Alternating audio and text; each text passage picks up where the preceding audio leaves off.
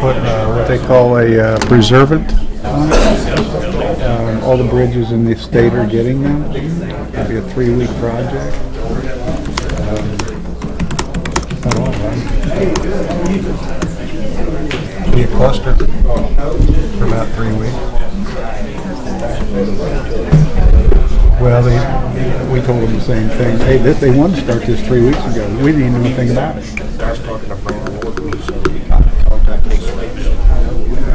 Mike, we say. Thank you. Oh, well, we'd already contacted that.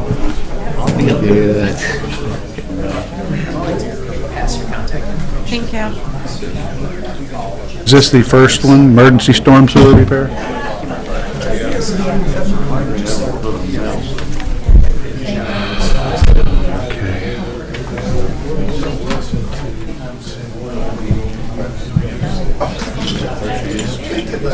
I send it. So we're going to Next meeting.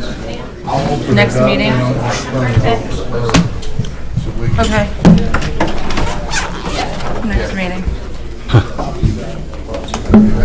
He makes make sure he gets it on the agenda. Sure. I don't know, Suzanne, I don't know. We got 2 more years. You know what I mean?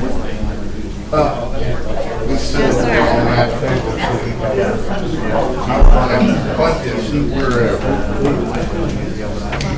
You want more stuff? What's this one?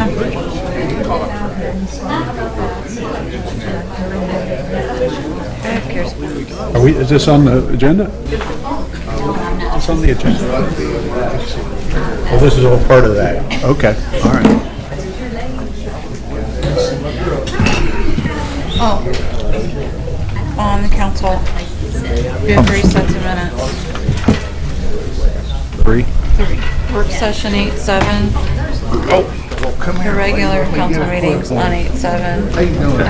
And then work session on 8-14. 3 minutes plus the normal ones, or 4 total, or 3? 3 total. Okay. You have your work session 8-7, regular 8-7, and work session 8-14. That ain't no good. Yeah. Hey, Carrie, did Carrie call you about some, we got some new list? Busy. Tentative, yeah, but I'm not Very posting busy. it yet. She didn't give me a time on it, but I saw that it was on this.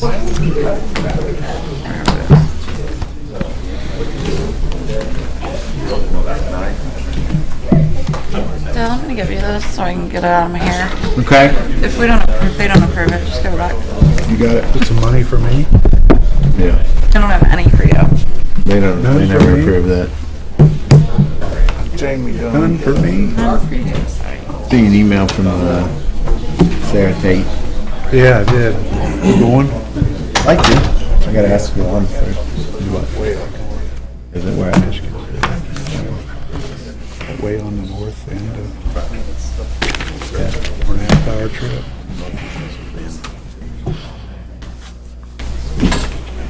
No, I didn't. Bad debts. Are you doing this on? On there. Okay. Vicky's It's in in the that one packet, too. but we This is what. Oh, This sorry. okay. Is that what you wanted? Okay.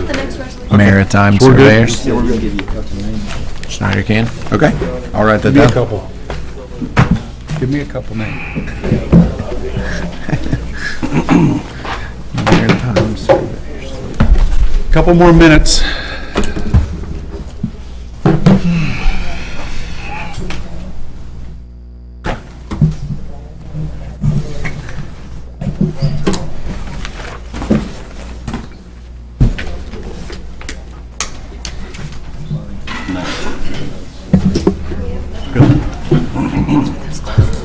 You're welcome.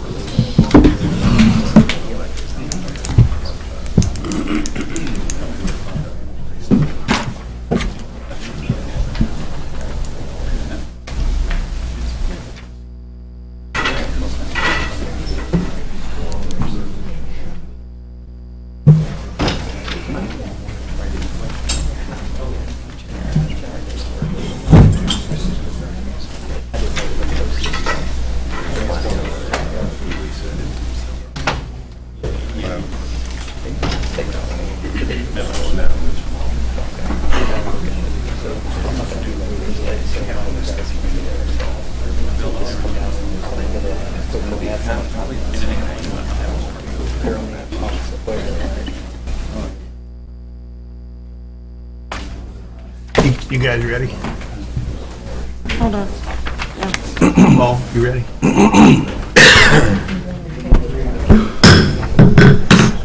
Good evening. I'd like to call to order the City of Lawrenceburg Board of Works meeting for August 21st, 2017. Could I get a roll call, please? Member Paul Seymour Jr. Here. Member Alan Calloway. Here. Police Chief Don Combs. Here. Fire Chief Johnny Tremaine. Here. EMS Director Bobby Mills. Here. City Attorney Del Weldon. Here. Utility Director Olin Clausen. Present. President Kelly Malone. Here. And myself. All right, any announcements? The only thing I'll say is I believe the activities of this last weekend went off pretty well. Thank all of our public services and for lending a hand and making sure everybody was safe. But other than that, I don't have anything unless you guys do. Okay, if not, I'll entertain a motion to approve the minutes of the previous meeting. Motion. Second? Second. All those in favor? Opposed? Motion carry. Committee reports. Fire Chief Johnny Tremaine. I just wanted to touch on and let everybody know the Special Olympics truck pull went very well this weekend. If you have never been down, I'd highly recommend come down next year and join in. Also, just to let the board know, our tower ladder is currently out of service. We found an issue with some hydraulics. It's kind of got the mechanics from here to Florida scratching their heads, so we're trying to get that figured out right now. So. What's the next step then if we can't figure it out? Well, they got the manufacturer on board, and Okay. Actually the mechanics from do our service over in Kentucky, they're in Florida this week, so they're going to be able to talk one-on-one with them down there. So Okay. All right. that's all I have. Okay, Police Chief Donnie Combs. Thank you, Mayor. I just want to inform the board that we participate in a program called the Officer Field Program for Central School and Primary School in St. Lawrence. And we was at primary school today in St. Lawrence, and we go to Central School later on this week. Really good program for the kids, teaches safety and ethics and responsibility and all that. It's a really nice program. Also want to let you know that we got the rest of our cameras in for in-car cameras, and they're going to be installed at some point as soon as I figure out who's going to install them. So we'll go from there on that. And the two of my guys that went to Los Angeles for the World Police and Fire Games have returned, and they did very well. And I just want to say how much I appreciate you for supporting that, so I can support them on that. And I'll get into that just a little bit more at council. Okay. Recognize them on that. So that's all I have, Mayor. Okay, EMS Director Bobby Mills. Yeah, Mayor, we had 0 issues with the Lauren Hill run. And, we had all 3 units out for that. And also, the July run count was 142 calls. And that's all I have. Okay, thank you. Under new business, Mr. Clark, emergency storm sewer repair. Thank you, Your Honor. Our remedial foreman, Greg McAdams, has been overseeing getting the concrete box culvert cleaned from basically the pool to the remedial station. And during this, they had it videoed. They found some failures in that structure, some voids. After we dug into it, we felt it was an emergency situation. We did contact a engineer that specializes in this area, and I'm gonna let Cindy Fort, the engineer, get up and give an interview or a overview of it. But what I need from this board today is to declare this an emergency so we can bypass the formalities and go ahead and get it taken care of as soon as possible. Hi, Cindy. Hi, Cindy Fort with American Structure Point. as Mike said, the box culvert, which is actually a partially box bottom arch top pipe, so it's not a precast concrete. The section that's failed appears to be, and I say appears because I'm looking at video, I haven't been in the pipe myself yet, made from cut stone on the bottom up to about 4 foot tall, 3.5, and then it goes into a steel arch. Plain, like rolled steel sheet. Don't really know how it's fastened to the stone, but that's what it looks like. So we snipped some pictures out of the video because to me it's you guys see this. Anyway, there are 2 significant voids in the pipe. One of them appears to be under the curb on center, let's see, that's the north curb at Tate Street. No, sorry, Front Street at Tate. Sorry, the pipe runs between the curb and the BMV building. I can't tell from the video how big the voids are, and I don't know how long they've been there, and I don't know how long the soil will bridge. So I'm with Mike in saying this is an emergency.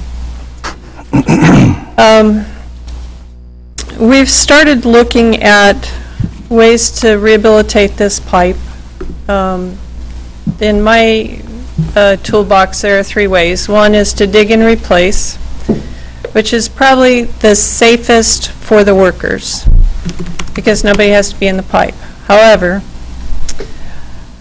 we'd have to put tight sheeting in next to the BMV building, and there's just the little 34.5 kVA line that runs down Tate Street, which would take the power out. And there's not room to work to put sheeting in. So that's got some problems. It could be lined with cured in place pipe, but that really wants to be round. And those crews are a little less available. The third option is to shotcrete line it, which is a spray applied concrete. We'd build a reinforcing cage that needs to be designed. The strength of the steel, the placement of the steel, and the strength of the concrete needs to be designed. There's several companies that do that kind of work. I've used a similar repair method on a similar size style pipe up in Indianapolis a few years back. I have some concerns about the safety of the workers in this pipe when they're doing this, because even if they were to build some sort of a safety shield while they're working in there, they have to be between the shield and the top of the pipe in order to put the steel up. So I need to figure that out, because the last thing I want is for somebody to get hurt or killed on the job. So there's some things to figure out in the design of the system, which we're working on. So our preliminary estimates for this job, for the construction, put it higher than the bid limit. So that's why we're asking for a declaration of emergency, so that once we get the design done, we can ask for proposals from qualified contractors, get those in as quick as possible, and then present it to the board for approval for start of construction. In addition, we've prepared a design contract, which is like the ink is still wet kind of contract, to do this evaluation of the entire section that they're investigating this year. There are sections of that have cracks in it. They're not as urgent as this section with no crown. So to evaluate the rest of the pipe, design this section that's failing, do the bidding services and part-time construction observation of this 60, 70, 80 feet of pipe that needs repaired right away. Questions? This has got an awful lot of dirt on top of it. About Mike, 15 I believe feet. this is 20, 30 feet deep. I don't know what the About invert is. about 20 probably at the failed location. Is there any way to find out, because I mean, we've been pumping gravel and dirt for quite a while now. Do we know if we have any cavities above that? The video makes it appear that there are voids.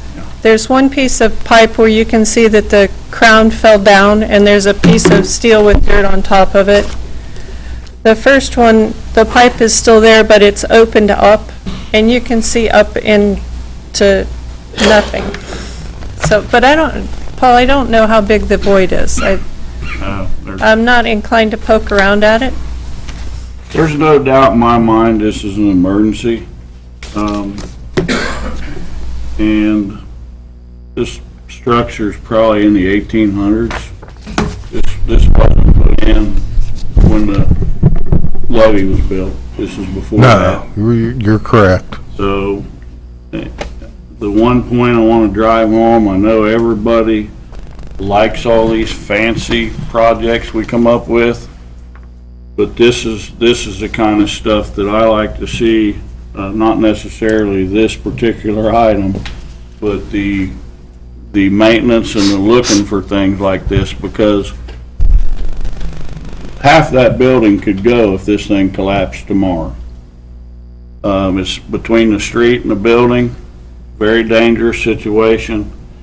I don't like it. It's something that we should have been doing the last 35, 40 years. We have the money. But let's do it. Mooch, if you got any questions, ask. But I'm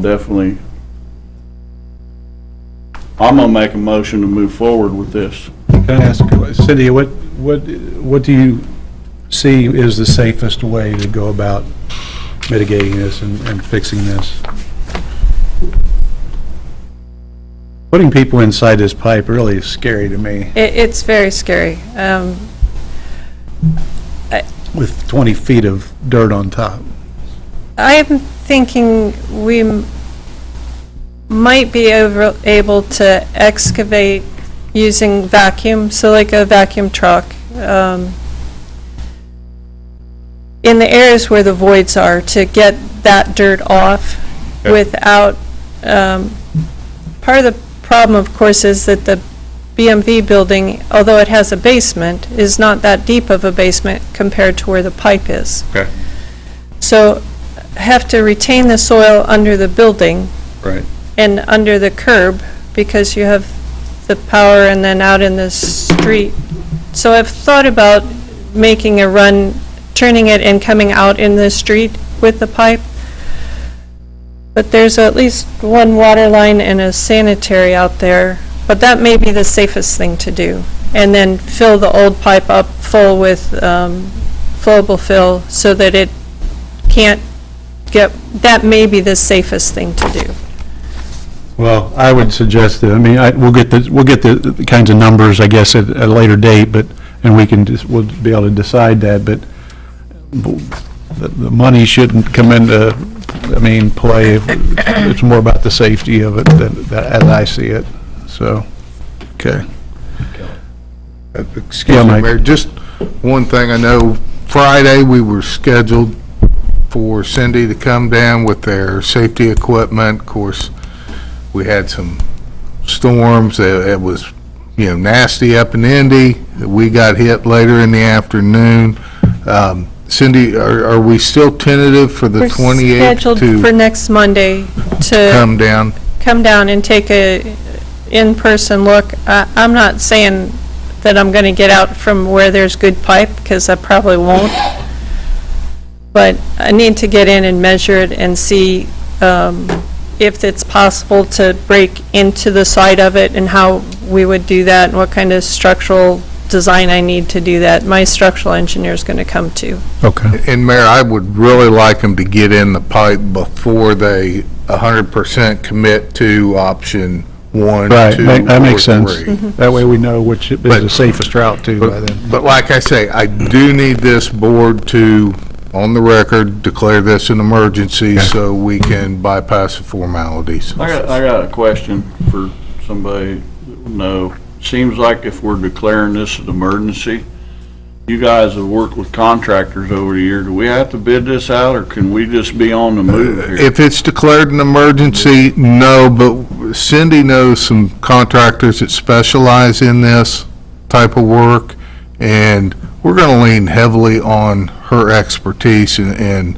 her recommendations. So you still have to put a design together so that you can get prices. And in the state law for emergencies, you try to get 3 quotes. So a bid period is, it's really closer to 17 days is required. In an emergency quote, I could get prices in a week. I could give the 3 contractors the plans and say, I need prices next Monday. Yeah. So that's the part of the bidding statute that we can bypass by declaring an emergency. Okay. The board still would have to accept the low bid, and you certainly could, if I'm falling between meetings when those are in, you certainly could call an extra meeting with a proper public notice so that can be awarded, and then we could get started right away. Well, and we still need to invite 2 quotes. Right, exactly. So, And I know more than 2 for each type of rehabilitation that we're considering. okay. So all we need to be covered is we need to put into the minutes that there's a declaration of an emergency and the names of the persons invited to bid. But we don't know, we don't know what those are And we don't yet. know that yet, but we will. Okay. So, Mike, are you needing us to go forward with this structure, with this engineering contract? Yeah, I think this is a must, and also, if we could go ahead and declare an emergency so we can move forward, have it on the record now, and then when we get the names, we will bring it up at the next meeting, or if we end up with a special meeting. But I think for this contract, to move forward with this contract, we would need an emergency to. No, not for professional services, you could do this anyway. Okay. Okay. So I think it's twofold. We need a approval on the professional services contract, and then also declare this project an emergency, Yes. right? Yeah, I'd All like right. to make a motion that we move forward as soon as possible with the professional services, and also that we declare an emergency on this project when it pertains to hiring contractors. Okay. Get a second? All those in favor? Opposed? Motion will carry. Thank you. So would we then, Mike and Mario, would we then call an emergency Board of Works meeting for the contractors once we have Yeah, those? as soon as they get them, and hopefully we can get some prices very quickly and maybe knock it out all in one, just in the right sequence in one meeting, hopefully. Awesome. Thank you. Is the BMD aware of this? They will be tomorrow. Okay. Okay. All right. I got another question while we're doing this project. I mean, I'm hoping, I know there's one manhole that's been covered, who knows how many years ago. Are we gonna plan on opening that up and then getting an easement all the way through there? We've got the easement, Paul. Okay. We have an easement through there. That We're is going to what, uncover it? Cindy's going to look at the rest of that and make recommendations on that, and we'll do a phase 2 that's not under the emergency declaration. Okay. That will raise that manhole and hopefully repair the rest of the, or do you need to raise the manhole for this? We need, Okay. for safety, for cleaning, for Okay. inspections, I just think we gotta have it. But we're still going to look at the rest of the box culvert and there will be a phase 2 repair contract that will go through the formal process. Okay. All right. But that, I think, will be real reasonable repairs. I don't think anything in there from what I seen would be as near as damaging as what that roof is. Okay. Next item on the new business, the arch, the painting bids. that came in. Mario, did you ask for those? Mike? Well, yes. we Yeah, put 'em out. did. Explain, this is for the arch at the beginning of Walnut Street? Right. Needing Walnut painted and 50. they fixing any of the rust and everything on it? And Correct. okay. And then they're also going to address the structure that holds our big electronic community bulletin board too. Okay, and also, part of this is, we gotta get this thing, the arch and stuff painted before we could do anything with any new lighting that we're considering. Exactly. Right. Right? Owen? That's correct. Okay. So we got two bids, is that right, Suzanne? There's two. Two bids, all right.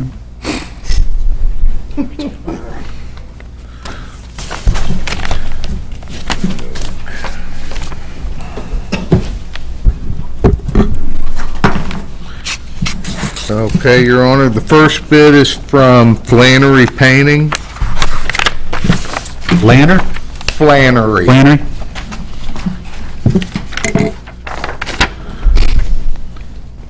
And their bid amount is $76,000. Hope you got another one for less. Okay. How does Buck feel about climbing around on the arch? And we have the second packet here. I believe this one is from Sonorama and/or Yesco. Whew. And their bid, you're gonna like this, Mayor. Their bid is $26,500. Sold. I don't have the vote in that, though. I'm sorry. And Just got me excited. without going through these in great detail, they're both top contractors. We've used them both. I would recommend to the board, pending final staff review of the submittal, that we go with the low bid, which would be the, which name did they even put this on? Yesco?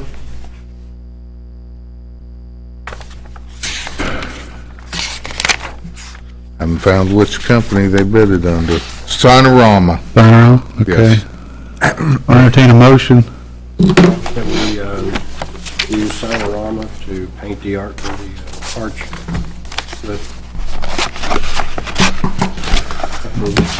Just repair and paint, right?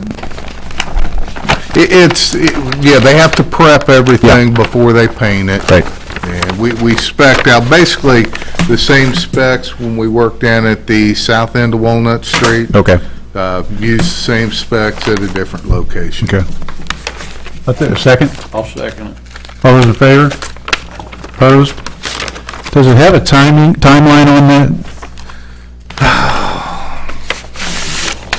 The hope is that we can get that done so we can get the lighting before the holidays, right? Yeah, I think there may have been for the, 'cause it's been a couple weeks since I've looked at this, Mayor, Okay. I apologize. But I Okay. think there is for the Walnut Street, but not for the Okay, community bulletin board. all right. And I do know that Sonorama, if they got it, they were planning on doing the Walnut Street project as much at nighttime as possible, Oh, good, so. okay, good. All right, thank you. Any other new business? One old business, Mr. Clark, something that just came up on the Pribble Road change.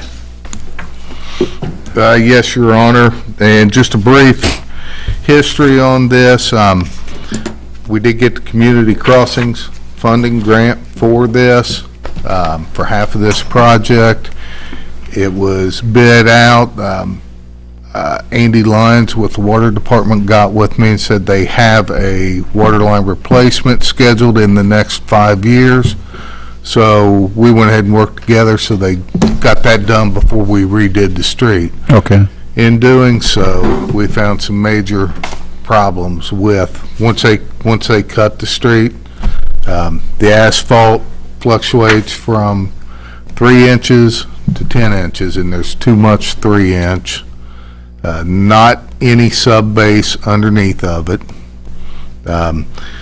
After looking at this and trying to work it out, we're making a recommendation that we go into a change order to go ahead and dig out and rebuild that street.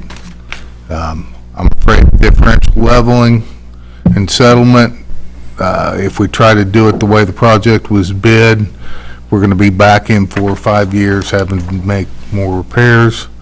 But we are looking to dig out, rebuild, and put rolled curb in on both sides. We'll actually pick up a little bit of width. In this, we'd have about a 2-week delay. Owen is going to take the overhead electric and put it underground. The utilities are going to pay that. Part of the change order cost, though, the city would have to pick up the service from his trunk line to the house, which the number of houses would be approximately $10,000. I think there's 6 or 7 houses. There's 7 homes in total. 7? Yeah, that's correct. And the ultra-conservative engineer's cost estimate is $377 and some change for this. Now, I do not anticipate the project costing that much. Go back and tell me that number again, because I don't think I heard that right. 377 and some change. Yes. Instead of their initial was 159 or 160,000. So it is going to double the cost of the project. We can go ahead, if you guys choose, repair and do it, knowing that we're going to be back in a couple of years doing some additional repair work. My recommendation would be, once we're in there now, let's go ahead and do it right. Let's clean up the utilities. Let's put some curb and gutter paint on each side and get a brand new street. So the change alone is $377? That is the total project cost. So subtract out what we were planning on for the project. You're probably talking $175,000. Okay. Additional. Yes. Okay. But It wasn't 160,000 or so project? That's taking a maintenance Band-Aid to a brand-new street. Now, if our engineers of hire would have caught this in the beginning, could we have got a bigger grant? They could have, but the problem with what we were doing, without the water main project, we wouldn't even be talking about this, because we would have been able to mill and overlay. But now that we've cut into it and we can see what's there, or more accurately, what's not there, I would hate to stick with the plan and put back the way we bid it. And there again, the utilities actually did the city a favor, because we would not have known how bad it actually is if they wouldn't have put their street cut in. All right. Okay, I'll entertain a motion. You guys like the idea of fixing it right? Yeah, I'm for projects. It's just, what did we miss out on? It'll look pretty. Let's go for it. I'll make a motion that we move forward with the project on Cribble Road. I'll second. Second, all right, all those in favor? Opposed? Okay, Mayor, once I get the actual change order and get a real dollar amount, because, the cost estimate is ultra conservative, so prices don't come in super high. I think it's going to be a lot better, but I will bring that back to you guys so you know what the exact dollars and cents are. Do you want us to get council approval tonight for the appropriation of the money, or you going to wait until we get the real number? I want to make sure the council is aware of it, depending on what the real dollar amount is. It may force us to ask for an additional appropriation. If the prices come in a little better, then I'm sure they're going to come in better than this. But if they come in good enough, we may not have to do that. Okay. We've already got the contractors hired, right? Correct. It's not a bidding process. This is just a matter of keeping everything under control and Yes. these guys in good pricing with us. Right, and we've got the units here, we'll sit down, we'll get pricing and negotiation to make sure that all the prices are in line. We've got a very good contractor up there that I feel very confident that the first time he's gonna come in and give us his best price no matter what. You waited till after I moved off of Purple to do this, didn't you? I think you did. Anyway. Okay, so what's the timing on this then? We think it'll take how long now? I know, and I'm gonna we're probably gonna have, here after a couple of days, the dirt contractor may have to shut down for about 2 weeks. I think, Owen, isn't that kind of what you thought your timeline would be, to get everything designed, materials in, and switched over? Well, on the engineering piece, I was able to get through about half the project today. I'll finish that this evening. I anticipate the work taking us about 2 weeks. What we'll do is we will drill and replace or place conduit all along Pribble to Pribble Circle. Okay. We'll pull wires in, and as much as we can, transfer load to those wires, letting us tear out the overhead, which is important because with the road widening, you'd wind up with utility poles right along the backside of the curb. Not really a safe thing to have happen. But at the same time, we're also going to be pulling in some secondaries for a refresh on the street lighting through the area, and also conduit for fiber optics, so that when we get fiber optics up in those areas, we'll have it to deploy. Okay. So we are getting some added value engineering out of this. So there, will there be much interruption in service?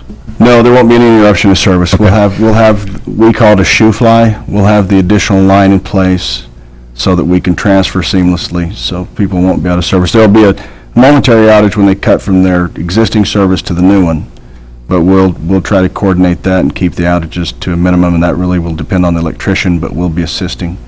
So we're hoping that that'll, an hour maybe per home, something like that, but we can schedule it. Okay. Thanks. All right.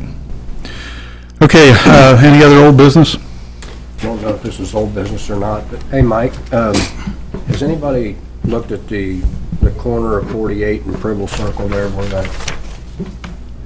I think, didn't they get that? Correct. It was scheduled to be on a patch list, kind of held off until all the construction and rerouting is done. And do either one of you guys, are you close with the state or anything, that you could have somebody take a look at them railroad tracks over there coming eastbound? It's just about to take the tires off your car. We've got a meeting scheduled. Tomorrow. Yeah, there's a meeting scheduled about it. See if they can get it with a truck and dump some blacktop there or something. We can and we will, but we've been having these same meetings for 35 years. So hopefully we can get some new people, new faces, and get some movement on it. All right. Okay. All right, any other old business? If not, I'll entertain a motion to approve the claims.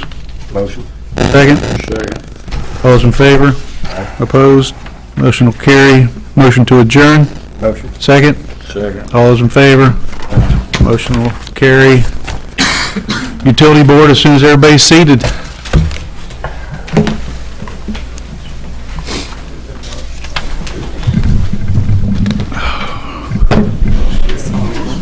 It'll probably be tomorrow before I get them to sign this, but it's all done. All right, bro. So, all right. Thank you very much, Cindy. We can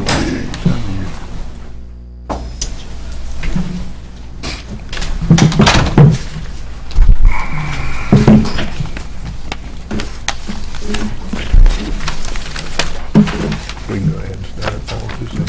Okay. He's here, I guess, what it says here. Okay, I'd like to call to order the Lawrenceburg Utility Board meeting for August 21st, 2017. Could I get a roll call, please? Member Anthony Abbott. Here. Member Aaron Cook. Here. Member Mel Davis. Here. Member Randy Abner. He's absent. Absent. Member Paul Seymour Jr. He just stepped out for a moment.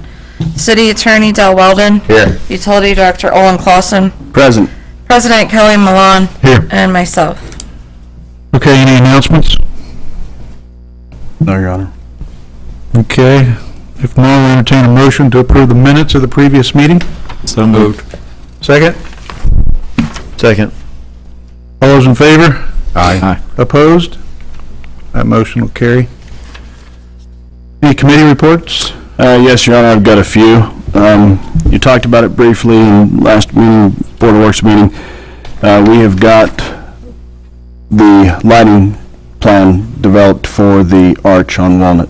Okay. As soon as the tower's done, I think it will take our guys probably a week and a half to do the installation. We'll do the installation in-house, keep the cost down. So that project's moving along nicely. I hope that they do get that done quickly so that we can get on it, hopefully before Fall Fest. I know that was kind of an objective for some, so we're going to try to accomplish that.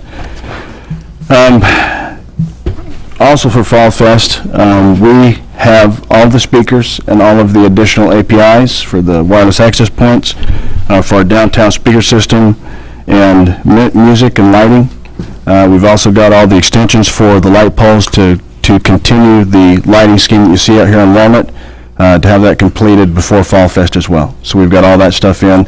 We're waiting on a couple specialty items that Ohio Valley Precision is building for us. He's building us a couple metal street light poles. We're able to get those done for about $400 versus $3,000 if we purchased them through one of the manufacturers. So he's been a big help for us. We have also got the 90% review completed. I completed that last week and sent the notifications and comments off this morning for the data center. So that will be going to bid here in the next 2 weeks. Also completed the 90% review for the fiber optics backbone and loop, and that will also be going to bid here in the next 2 to 3 weeks.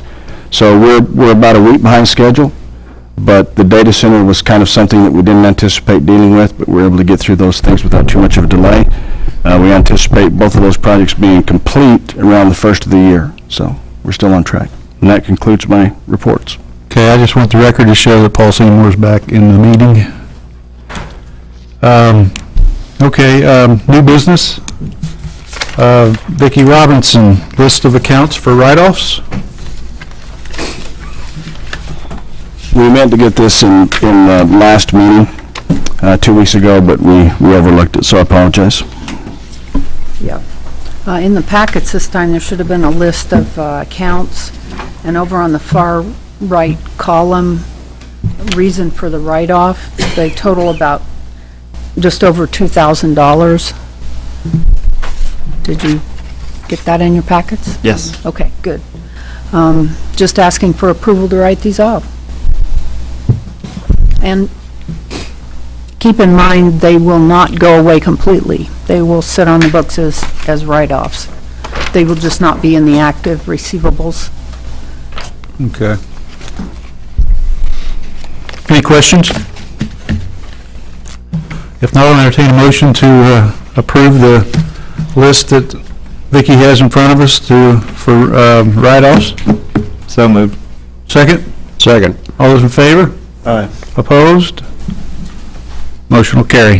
Thanks, Vicki. Thanks, Thank Vicki. Let me see here. No.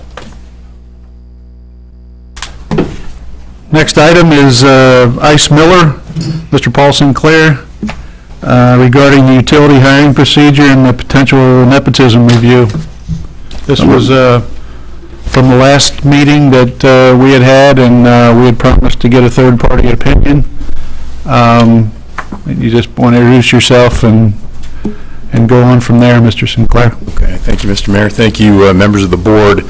My name is Paul Sinclair. I'm with the Ice Miller law firm out of Indianapolis, and I was engaged to look at an issue related to a hiring procedure and the hiring results from the utility board for a meter reader position that occurred earlier this year. And I've done that. I think to start with, I'd like to give you a basic factual background, although I think most of you probably are aware of the background facts. It may be helpful to provide some of that background to highlight the aspects of the analysis that I did, and then, of course, entertain any questions anyone might have about the analysis or the background. The key issue here is really twofold. It was raised as an issue about nepotism. There's really two issues involved. One was the hiring process itself, the manner in which the hiring was done, and then secondly, whether the result of that hiring is a violation of the nepotism law, state of Indiana law, or the city ordinance related to the very same topic. From a factual standpoint, this process really started early in the year, February of 2017. There was a posting, an advertisement rather, done in connection with a committee that was hiring a position known as a laborer's apprentice. As a result of that advertisement, there were approximately 90 applications that were submitted to fill that position. The advertisement was done in print media and also in some social media, and it closed for new applicants on March the 17th of 2017.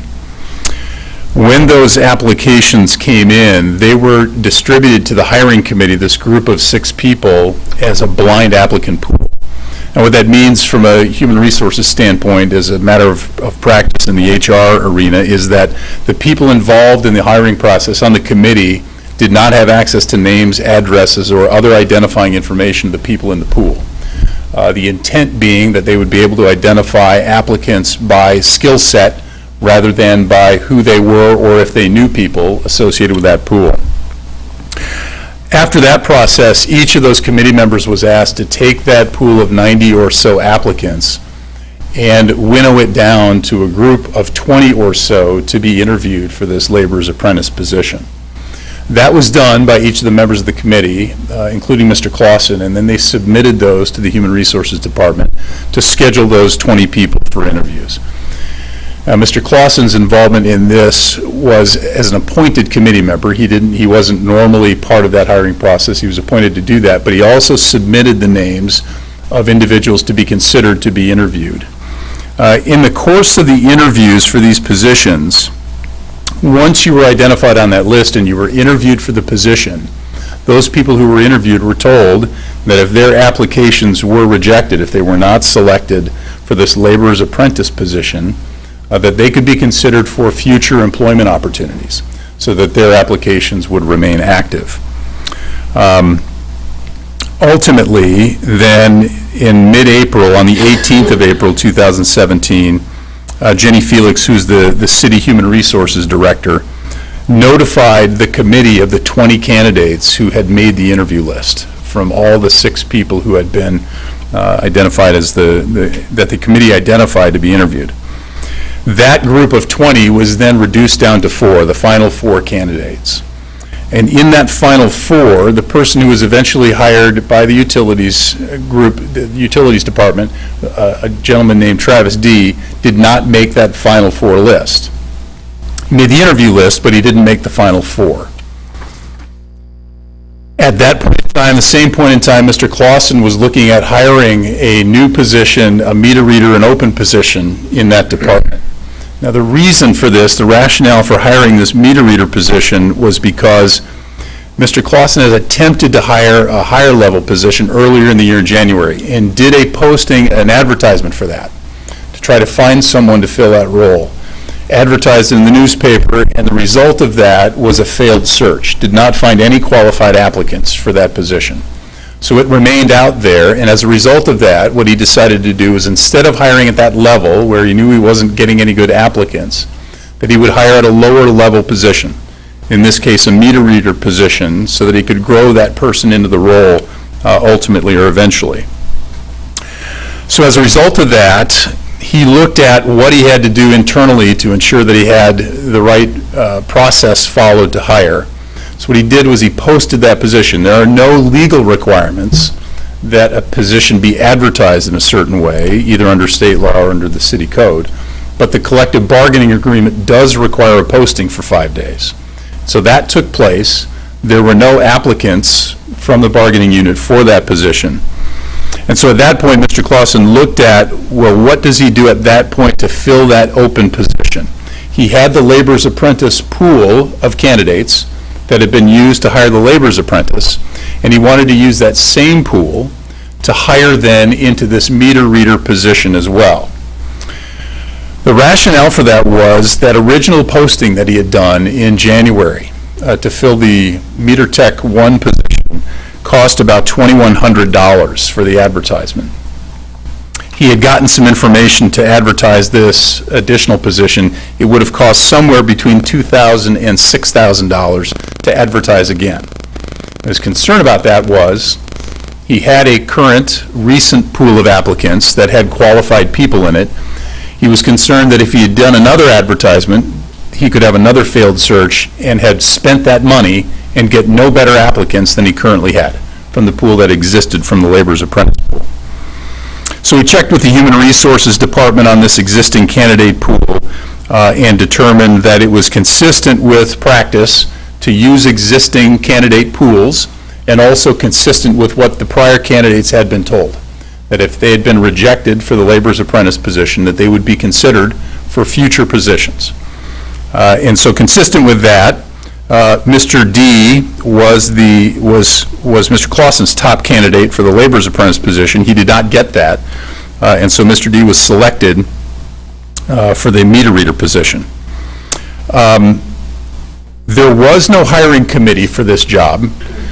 The statute, the ordinance for the city provides that authority goes to Mr. Clausen in his role to hire and discharge for that department. So there was not a committee to hire for this role, and he did not consult any of the members of the council to fill this position. He did consult with Mr. Harper, Michael Harper, about the decision to hire in this meter reader position, and he concurred in hiring Mr.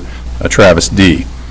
And as I understand it, Mr. D is currently working in that position. He's accepted that job, and he's currently working in that position. So as I mentioned, what this raises is two issues. One's a procedural issue. Did he follow a correct hiring procedure? And then secondly, did that procedure result in any violation of the nepotism law, state law, or the city ordinance related to that? So let me address the hiring process piece of this first. As I mentioned briefly, the city code is very detailed when it talks about the various policies that are applicable to the employees. Despite as detailed as it is in many of the items related to employment, it does not have any statutory obligation as to how jobs are to be advertised. The only limitation on that is that the collective bargaining agreement requires the 5-day posting. And that happened in this case. The posting went up on April the 20th of 2017 and remained up through the posting period. Because there were no viable candidates that came, no one showed interest from the bargaining unit for that position. That's what allowed Mr. Clausen then to pursue an applicant pool as he saw fit under the circumstances of the city code. So the use of that prior applicant pool is consistent with the practice of the Human Resources Group, what they had told those prior candidates, and nothing about that is in violation of any state law or any city ordinance requiring any kind of specific advertisement. So there isn't any significant concern here about the nature of the process that was used and in using that existing applicant pool from a legal standpoint. And from a practical standpoint, both from a human resources perspective and from the hiring person's perspective, having a qualified applicant pool was consistent with what the needs were that needed to be filled in this position. So I don't see any issue here from a legal standpoint in the way that the process was followed. So let me pause there before I get into the content of the nepotism issue and see if there are any questions about the process that was utilized. Do you think that the process is adequate to use going forward then? If we were to, say we have another position come up elsewhere, we could go back to using our existing pool? Yeah, so the limitation you would have from a legal standpoint is the posting process that has to be followed on the collective bargaining agreement. Yeah. Exactly. And then the advertising process is not limited, and so on a case-by-case basis, you might determine if you've got an existing pool that meets the qualifications. So for example, as a hypothetical, if you were to have a position that you wanted to fill that was a higher level, you might look at the existing pool and say it's inadequate because it didn't solicit the kind of level of skill that you would think is necessary to hire at the level that you're advertising for. Or it could have. Or it might. Yeah. Yeah, so you would identify on a case-by-case basis, is that pool sufficient for the needs for which you were hiring? Okay. And if it is, it's perfectly fine to use it. Okay. Okay? The other consideration would be the timing. So, for example, you could say, well, he had a pool existing from January of 2017 for the meter tech. Well, the pool that he utilized was more current, more recent, because it was done more recently, so it would be more efficient to use the more recent pool. So nobody bid on that job? There was no bids on it? None. It would have been a lower paying job for anybody in the bargaining unit. Correct? That's correct. Which in my experience is not unusual in a collectively bargained situation. You do occasionally have people who will downbid to a position, but not often. If there's a shift advantage or something like that, that is an advantage of taking that downbid, it happens, but not very often. Other questions about the process? Okay. So the other issue that was raised is whether the process was correct or incorrect was the end result of hiring Travis D. a violation of the nepotism policy. The issue here is that Travis is Paul Seymour's son-in-law. And so the issue could be raised that because he is Paul's son-in-law, that raises a nepotism issue under both state law and the city code. The city code provisions that deal with nepotism are very detailed, and they mostly mirror the provisions of Indiana state law on the same topic. Most significant in that is there are two aspects of the nepotism procedure that are most significant here. One is the definition of what is a relative, and the second is what is the definition of someone who is in the line of supervisory authority. Both state statute and the city code define relative in exactly the same way, and it's got a list on it. I won't go through them in detail, but the statute lists by relationship the kinds of people who are governed by the statute, and it includes son-in-law. So if there is a son-in-law who is employed in the direct line of supervision, it would be a violation of the nepotism statute. So then the question becomes, so there's not any question about the son-in-law relationship being an issue. The question is, would a member of the council be in the direct line of supervision of someone who's working in the utility department? And that is dealt with in two ways, one in the state statute and one in the city code. The state statute essentially says that when you are acting as a legislative body, in fulfilling your legislative responsibilities, that is not acting in the direct line of supervision of employees. So, for example, the council has responsibility for a number of things, including salary ordinances, budgets, personnel policies. When you're acting in that scope, in the legislative role, you don't have a direct line of supervision to those employees under the state statute. Did you have a question or a comment? Yes. He's on this utility board. Does that include that? Yeah, so the utility board under the statute is operationally, by operation of law, the members of the city common council. And so the application of the statute is one and the same for them. And the city code, in fact, goes a step further than the state code and says that because of the nature of the roles of members of the council, that you're not authorized as members of the council to act independently, to make decisions about personnel.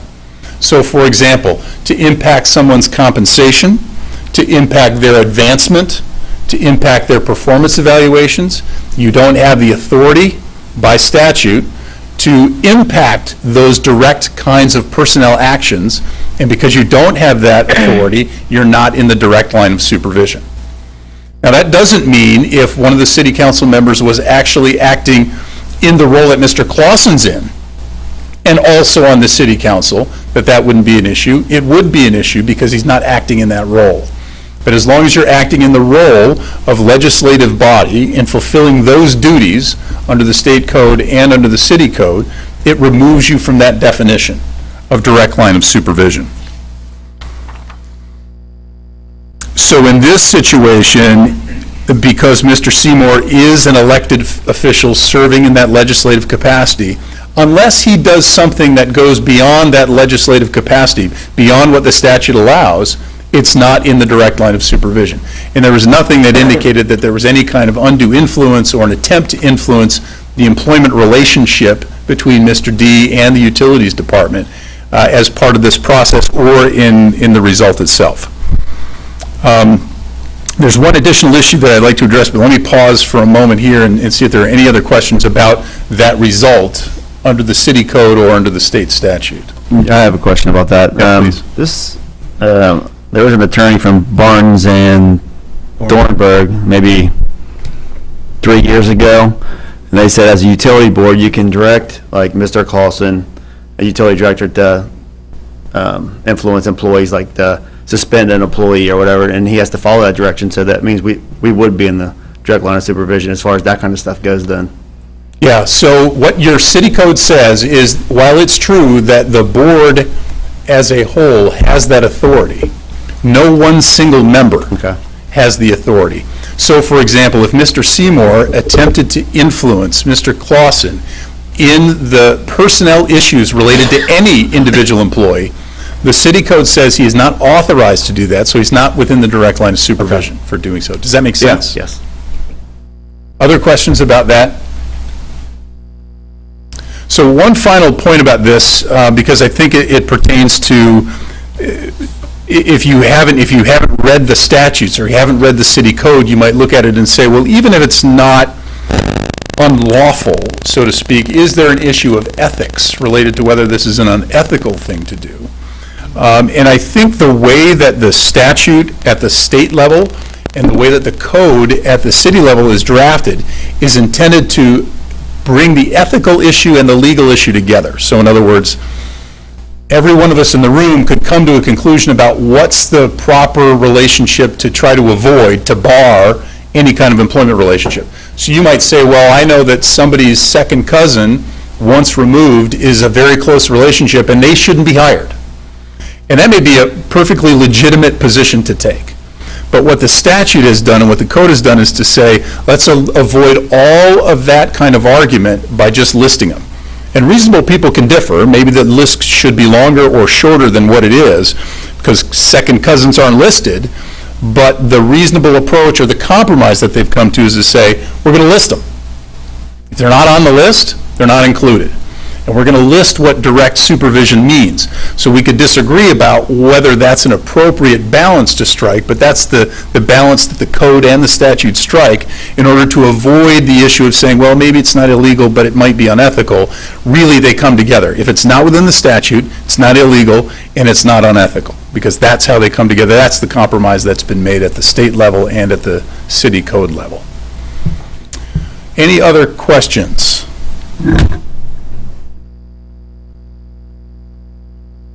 Well, thank you very much. Thank you for your time. Have you typed up any type of letter or response that I might be able to get a copy of? Yes, I have. I've prepared a memo for the Utility Service Board that I can give you if you'd like to have to review. Yeah, I'd like to keep it for my files. Absolutely. I can give that to you. Thank you. Other Okay, questions? thank you very much. Since Mr. Roulette brought this up, does he have any questions or? Listen. Good. Okay. All right, thanks, Tony. Next item would be Mr. Greg Niebuhr, legalities of utility customer rebate from the MDF fund. Mayor, Utility Board, thank you for having me. I guess we'll get to a lighter issue here, getting back to trying to make sure we're doing good for the community here. I was asked to address a question of whether or not we would recommend or whether it would be proper to use $300,000 of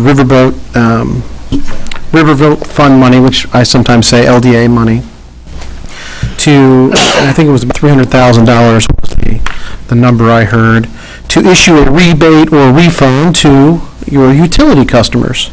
And I can tell you that that is a heartfelt notion, and the principle in of itself, I think, is appropriate. The only problem is that we're dealing with utility customers, and there's some additional tentacles that could create some risk in undertaking that plan. So I'll tell you just executive summary. My recommendation to you would be find something else to do with that money. Just don't do a rebate or refund to your utility customers. And let me explain a few items to you. I'll be brief. The first one is there are a couple of jurisdictional issues. First jurisdictional issue sits with the Indiana Gaming Committee and Commission, that oversees all of the distributions of these money, and they have very broad authority, and they are tasked with verifying and ensuring that everything, including the expenditure of money from the funds, comply with all applicable laws, as well as the purpose of having the fund, which is you don't want to do anything that anyone could perceive, and that is a key word, to adversely affect the integrity of gaming in Indiana. And one might argue, if someone did not want this proposal to go forward, that using LDA money and providing a rebate to your utility customers is an improper subsidy.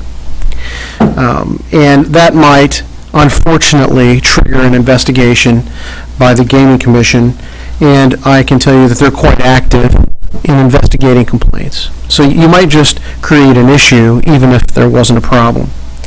But I do want you to understand that someone might argue that it's improper to take LDA money and provide a refund to your utility customers. And I would also like to point out one practical problem. Is the recent activity at the 2017 legislative session, I'm sure you're all aware, was all about whether or not the money that local host communities receive, is it excessive? And so what you basically have are a lot of people who are not local host communities arguing that the money that the host communities receive as a result of these funds is excessive. And there was a very hotly contested debate on this very issue. So you might undermine credibility if you used some of this money for a short-term benefit to benefit your utility customers, and it might undermine some of the intensive arguments and lobbying that was going on by Senator Perfect and Representative Fry. And you don't want to put yourself in a position of providing ammunition to those who are opposed to having local host communities receive these dollars by saying that local host communities are not taking the time to utilize long-term planning as a backstop for when, if the law doesn't change, those funds end in 2021. So those are the legal and the practical aspects of what's going on the gaming side. Let's talk about the utility side, which is never easy, always complicated. It's another issue, and here's what I would tell you. It's all driven by statute. You want to find authority in everything that you do in the Indiana Code. And there is not any express authority in the Indiana Code to allow a utility to provide a refund or a rebate without specific justification. In fact, for a refund or a rebate to occur under the existing code, it's up to the customer to come and say that they've been improperly charged or that they're entitled to some sort of rebate or refund. The next issue is more of equitable issues with your utility customers. Let me explain that a little bit. You operate under the idea that everything that you do with respect to rates and charges to your customers must be non-discriminatory, must be reasonable, must be just. Has to be fair. And if you did a rebate period and you provided that to customers, one would probably argue that that rebate period is arbitrary. And you would have arguments about customers that were inside the rebate period and outside the rebate period. You would also have what I call intergenerational equitable issues.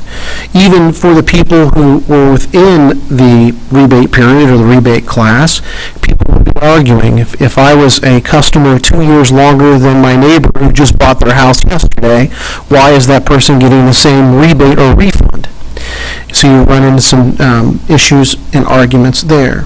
You also run into what I call interclass equitable issues and arguments. My understanding is that this was really more intended for residential customers, your citizens. And you run into a class problem there where, for example, industrial customers of your utility would not receive that rebate or need that refund. And other classes as well that likely would not receive that rebate and refund would argue that that rebate was discriminatory and unjust. So I would recommend to you that you not use $300,000 from the LDA to provide a rebate or refund to your utility customers. But that doesn't mean, and I want to be very clear about that, it's a very heartfelt and proper premise to help out your citizens, to provide some relief in some way, shape, or form. And my only issue here today is that we're dealing with utility issues that are strictly regulated that could create some significant legal problems for you and a practical problem for you at the legislature.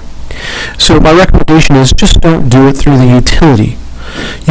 For example, the city of Hammond has created a scholarship fund for its students going to college.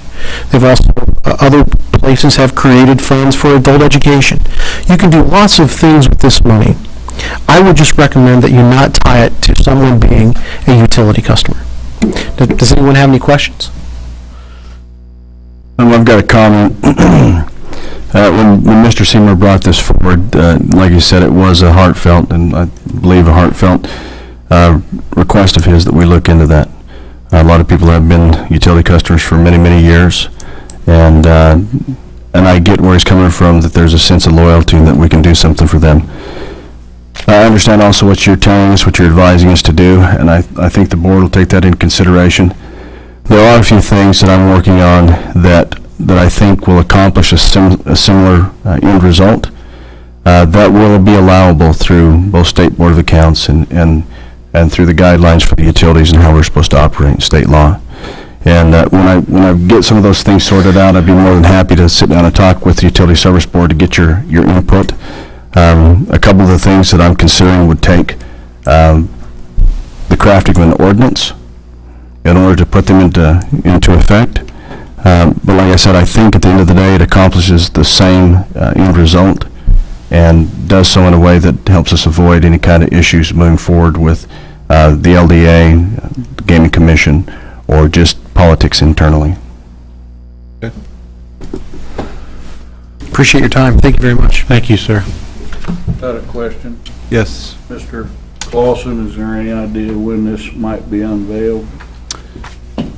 There's a lot of numbers that have to be crunched, Mr. Seymour, to get to the exact formula that we would use. But we are working on that, and I would expect to be able to bring something forward probably in the second quarter of next year.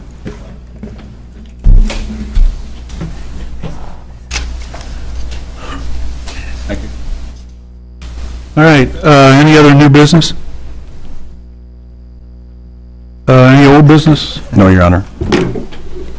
All right, I'll entertain a motion to approve the claims. So move. Second? Second. All those in favor? Aye. Opposed? Motion will carry. Yeah. Motion to adjourn. Moved. Second? Second. All those in favor? Aye. Opposed? Motion will carry. Call to order the Lawrenceburg City Council meeting for August 21st, 2017. Everybody could rise for the pledge, please. I pledge allegiance to the flag of the United States of America and to the republic for which it stands, one nation, under God, indivisible, with liberty and justice for all. Make sure Colin Kaepernick wasn't in the audience. You guys can be excused to go, yeah. Okay. I think Mr. Abbott was cold, so instead of going to get his shawl, he was cold. You cold me? Would you give him your flannel, please? I think Tony's cold. I turned it down for her. No, it's cold. Okay, just messing around, sorry. Yeah. All right. I think it feels good. Could I get a roll call, please? Member Anthony Abbott. Here. Member Aaron Cook. Here. Member Mel Davis. Member Randy Abner. They're all taking breaks. Member Paul Seymour Jr. Here. Police Chief Don Combs. Here. Fire Chief Johnny Tremaine. Here. EMS Director Bobby Mills. Here. City Attorney Del Weldon. Here. Utility Director Olin Clausen. Mayor Kelly Malone. Here. And myself. Okay, for the record, Owen Clausen has come back to the meeting. They're all taking breaks. We're going to do a noise ordinance tonight? We're not, I wanted to, because I wasn't here last Monday, so I had like 5 bullet points I wanted to get you I was guys just going to say, if we were, to weigh in on. then the mayor needs to order pizza. Okay, well, I'll Been take here some since 4 o'clock. 4:30. Now you're hungry? That was here at 4. I'm cold and I'm hungry. Gee, didn't want much. All right, go to announcements. Board report, streets, alleys, and curbs, Mr. Cook. I just had one question. I know when they put the speed tables and stuff in, they at first on some of the streets they had signs that said 25 miles per hour, but then they took those down. Or some of the new ones that have the speed bumps or tables, they'll have the 25 miles per hour signs up. I was wondering why that was. The geometry of that is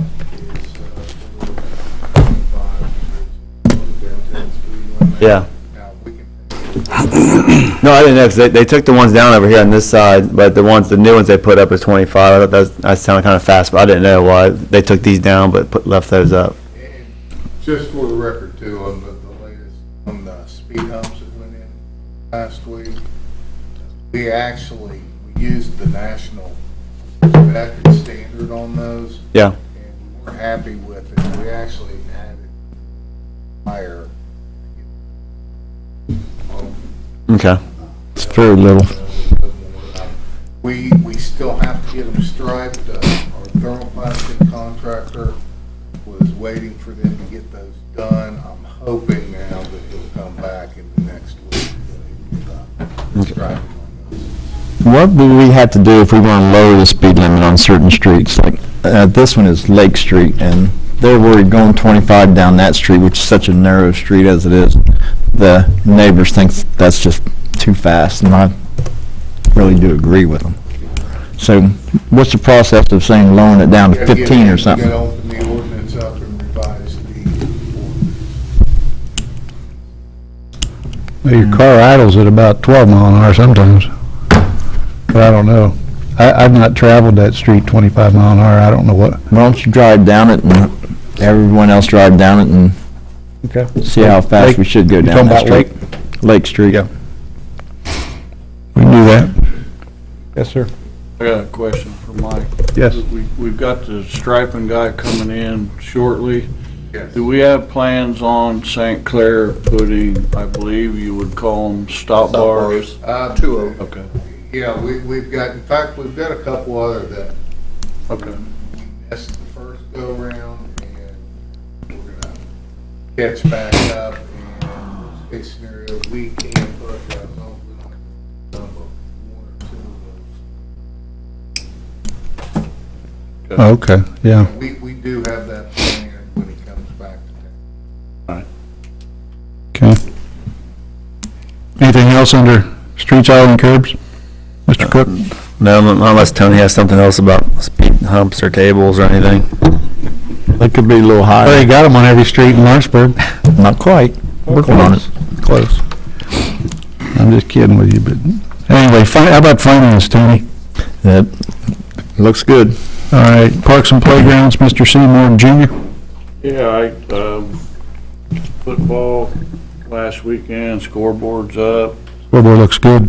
looks good, fields look good and everything. I'd just like for Brian to keep this in mind whenever we know we're gonna have a big event up there like the Pee Wee. I know it would take extra guys. I'm not in any way, shape, or form saying that our park board isn't doing their job. I want to make that clear. But sometimes they got more stuff done than they can get to do than they can get done. I'd just like to see us throw a little bit extra help in if we know Pee Wee's gonna come to town on a Sunday. We had that area looking really, really good, but then the other parts of the grass weren't cut. And probably the reason is just lack of help. Summer help went Like I back. You're right. The whole park. I was not up there, I got 3 phone calls. So, people notice, which is a good thing. I'm glad they're paying attention to the parks, because they are really, really nice parks. Yes, they are. And as far as all the other work goes, I think the tennis courts might be done. They are coated, nets are yet to come in, should be this weekend.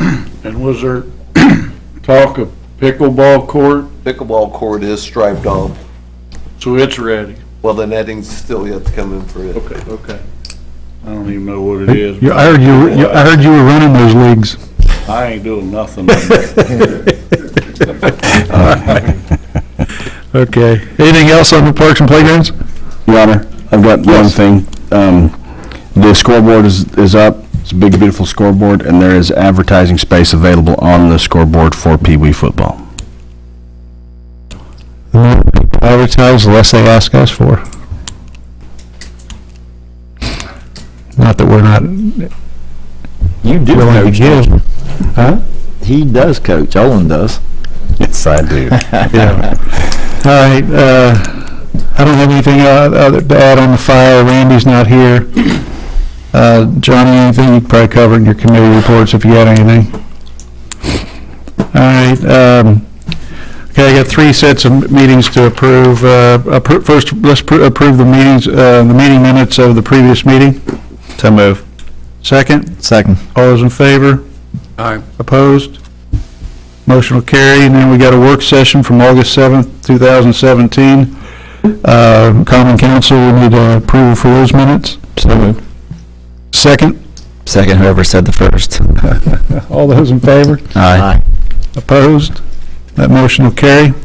And the last one is a work session of the Common Council on August 14th, 2017. I need a motion to approve the minutes.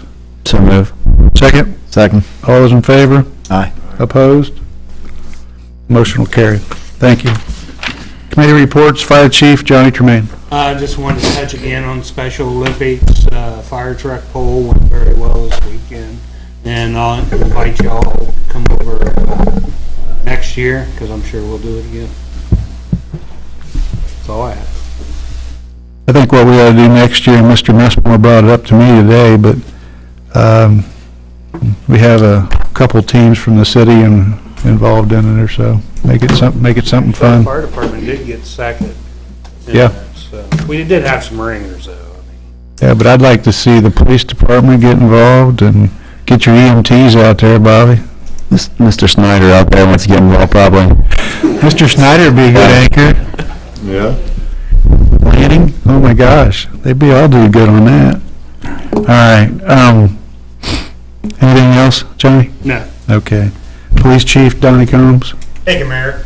I wanted to mention to the council, as I did previously to the board, about the program that we do with the schools, the Officer Phil program that goes very well. It's for the little kids, primary, central, St. Lawrence. Real good program for them. And we participated in that today, and we do it again Thursday. It's a good program. I invite you all to come over and look at it, or watch it if you want to on Thursday. I can give you guys the times. It's a good program for the kids, though. And to mention, as the mayor mentioned before, the Warren Hill Run, that went very well. We had a lot of people out there on the intersections to make sure everybody was safe. The course was ran well, was coned out very well. Everything went off without a hitch. So very happy with that. I'm sure Mr. Kaniga will go into that later on this year. I want to talk about the 2017 World Police and Fire Games just a little bit again. Tonight, as I had mentioned earlier, tonight I'd like to recognize 2 of my officers that were involved in that.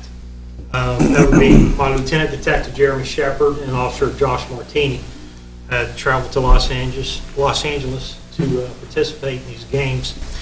And if I may, if I could read a couple of things that my lieutenant had written to me concerning these games. I would like to formally thank each and everyone for sending and allowing himself to compete in the 2017 World Police Fire Games in Los Angeles. The games are something that he had asked about in 2011 to attend, and since then we have financially supported him as well as encouraged and congratulated. 2011, he attended the games in New York and didn't even come close to getting a medal on the medal stand. Now in 2013, he attended the games in Belfast, Ireland, and brought back a gold medal in bench press. 2015, he attended the games in Fairfax, Virginia, and came up short with only getting a silver. This year, he attended the games and brought back a gold medal. He's very thankful to us, to all of us, at any time that he can bring the positive to this great city of Lawrenceburg. And he will speak very highly of the city, of its mayor and administration, and all of his supervisors when people ask him where he's from. So Lawrenceburg gets on the map a little bit here. He asked that he hope that he can continue to represent the Lawrenceburg and the state of Indiana in the games in the future. He again thanks everyone. Now in this class that he did, his first lift was 315, his second was 330 pounds, and his final lift was 347 pounds, bringing home the gold medal. And he did not only do this, not in his weight class, but even with younger guys. I'm very proud of this man, of what he does and what he represents to this city. So at this time, I'd like for my lieutenant to stand up, if you could, please. Lieutenant Jeremy Shepard, I just want to formally congratulate you.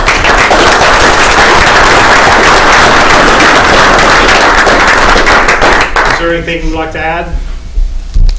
I'm just very grateful, and I appreciate the city's support and submitting to the game. I mentioned that Lawrenceburg, most people ask where it's at. Lawrenceburg, Indiana, and I definitely appreciate you guys. Well, I'll tell you what, Jeremy, with lifting that kind of weight, all we need is another one or two of you, and we would have to do away with our towing business. Again, thank you, Jeremy, and he's not only good at that, he's the best detective that this county has. He's very good at what he does. I'm very proud of him. I want to move on to Officer Josh Martini, if I may. He wrote that he was given the opportunity to participate and represent the city of Lawrenceburg and Lawrenceburg Police Department at the 2017 World Police Fire Games. And he also wanted to thank Detective Jeremy Shepard for getting him involved in this. A little background on the World Police Fire Games. They are often referred to as the second largest international competition, only surpassed by the Summer Olympics. In these games, there are over 10,000 full-time police officers and firefighters from over 65 different compete in 60-plus events. And some of these events range in a lot of things, in CrossFit, ping pong, volleyball, weightlifting, and his event that he does is trap, skeet, and sporting clays. 5 years ago in the Can-Am Police Fire Games, he was recruited to be on the New York Police Department shotgun team. He maintained that same team this year. In the 5 days of this very tough competition, he managed to win a single gold medal in skeet, shooting 95 out of 100 in the Class C series. These scores were for gold were accurate 100, and the silver and the bronze were 99 each. And as a team, they had won gold, 2 silvers, and a bronze in the following events: team gold for sporting clays, team silver for skeet singles, team silver for trap at the 16-yard line, and team bronze at trap 22-yard line. The amount of appreciation I have for the City of Lawrenceburg, Council Chief, Assistant Chief, and Lawrenceburg Police Department is unparalleled. Thank you for the opportunity to represent our great city and department on the world stage. It was an honor. Look forward to and would appreciate the chance to continue to make Lawrenceburg proud in the Canadian American Games and beyond in the 2019 World Police Fire Games in China. So again, this officer did an outstanding job bringing these gold, and I'm very proud that that he's on this force and able to do this and represent the Lawrenceburg Police Department and the city of Lawrenceburg. And they meet a ton of people there, and they didn't even know Lawrenceburg, Indiana was on the map. You know, they asked where it was close to, and they say Cincinnati. They said, oh, okay. So these two gentlemen here are getting Lawrenceburg on the map, competing in this. There's a ton up there. So at this time, I would like to formally, if Josh Martin would like to stand, please, I would like to formally congratulate him.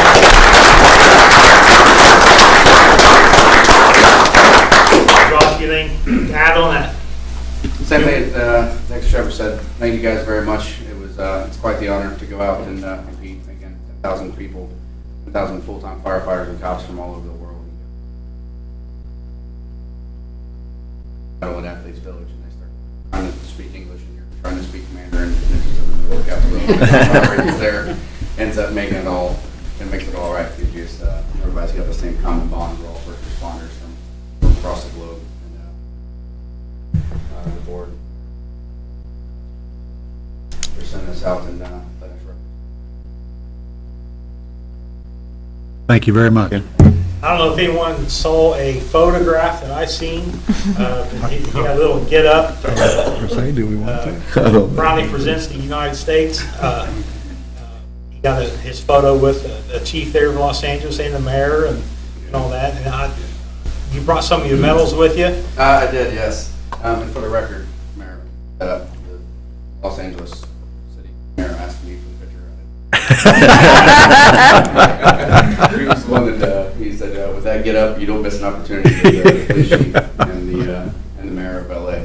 So that's cool. If you guys got me on Facebook, you see it on there. It's quite.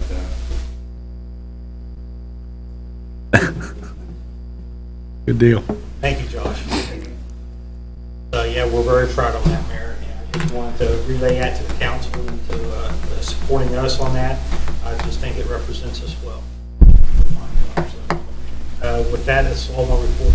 Good, positive stuff. Thanks, guys. EMS Director Bobby Mills. No further report, Mayor. All right, new business, Mr. Weldon, Dearborn County Hospital resolution. Thank you, Your Honor. If it pleases the council, you have before you in your packets a proposed resolution, which would be resolution number 6-2017. The representatives for Dearborn County Hospital are here seated in the back, and I've presented this resolution for consideration by council at their request, also at the request of the various bond councils that are involved in this transaction. And I've also had this reviewed by independent bond counsel, as I did with the AEP bond that was similar in nature to this. This again, similar to that bond, is a bond that doesn't, 7, sorry, thank you, Suzanne, thank you, Mayor. 7-2016. This is not a bond that we're issuing, and this resolution does not create any liability for the city of Lawrenceburg. The county of Dearborn has also passed a similar resolution. Essentially, the Dearborn County Hospital, as a nonprofit entity and as an entity of the county, issued a $30 million bond for a project, the Wilson Creek project, do some improvements to the hospital. At this time, they are seeking to essentially refund and transition those bonds from a variable rate to a fixed rate just to get a better deal on the bond that they have. And so this resolution allows them to do that. They are required to kind of get permission of the municipal entities that are touched and concerned. So it would be the city and the county passing a similar resolution. The county already has done theirs, and so this is ours. Again, I think the only concern would be whether this creates any kind of liability or anything like that, and it definitely doesn't. I've consulted with bond attorney, and these gentlemen have made the same assurances, so we're just allowing them to do that. All right.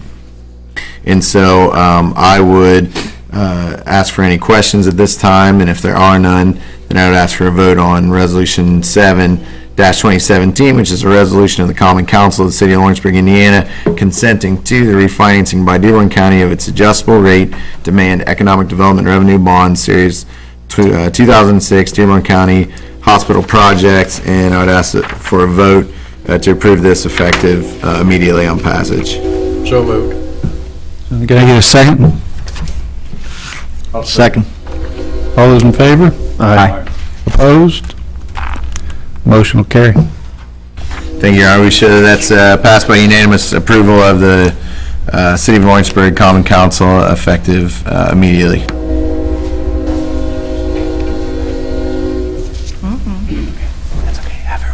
Okay, next on the docket is Rigby/Braley Promotions. This is one I made you guys aware of. This is a fishing show conference that they want to bring to town. I've asked a gentleman to come tonight. They have an ask, and they want to ask for a little bit of help from us. And if you guys would just come to the podium, and if they have any questions, we can address you. I believe what they're asking for is $15,000 tonight. To be we would be the title sponsor, is what I'm told, correct, guys? For the Fishing Expo to be held at the Event Center on the weekend of January 20th. 2-day event. They're saying somewhere, hopefully between 10 and 15,000 people approaching. Detective Snyder, Assistant Chief Snyder says higher than that, but I'm surely not the. I'm surely a novice in this field, so I couldn't answer that.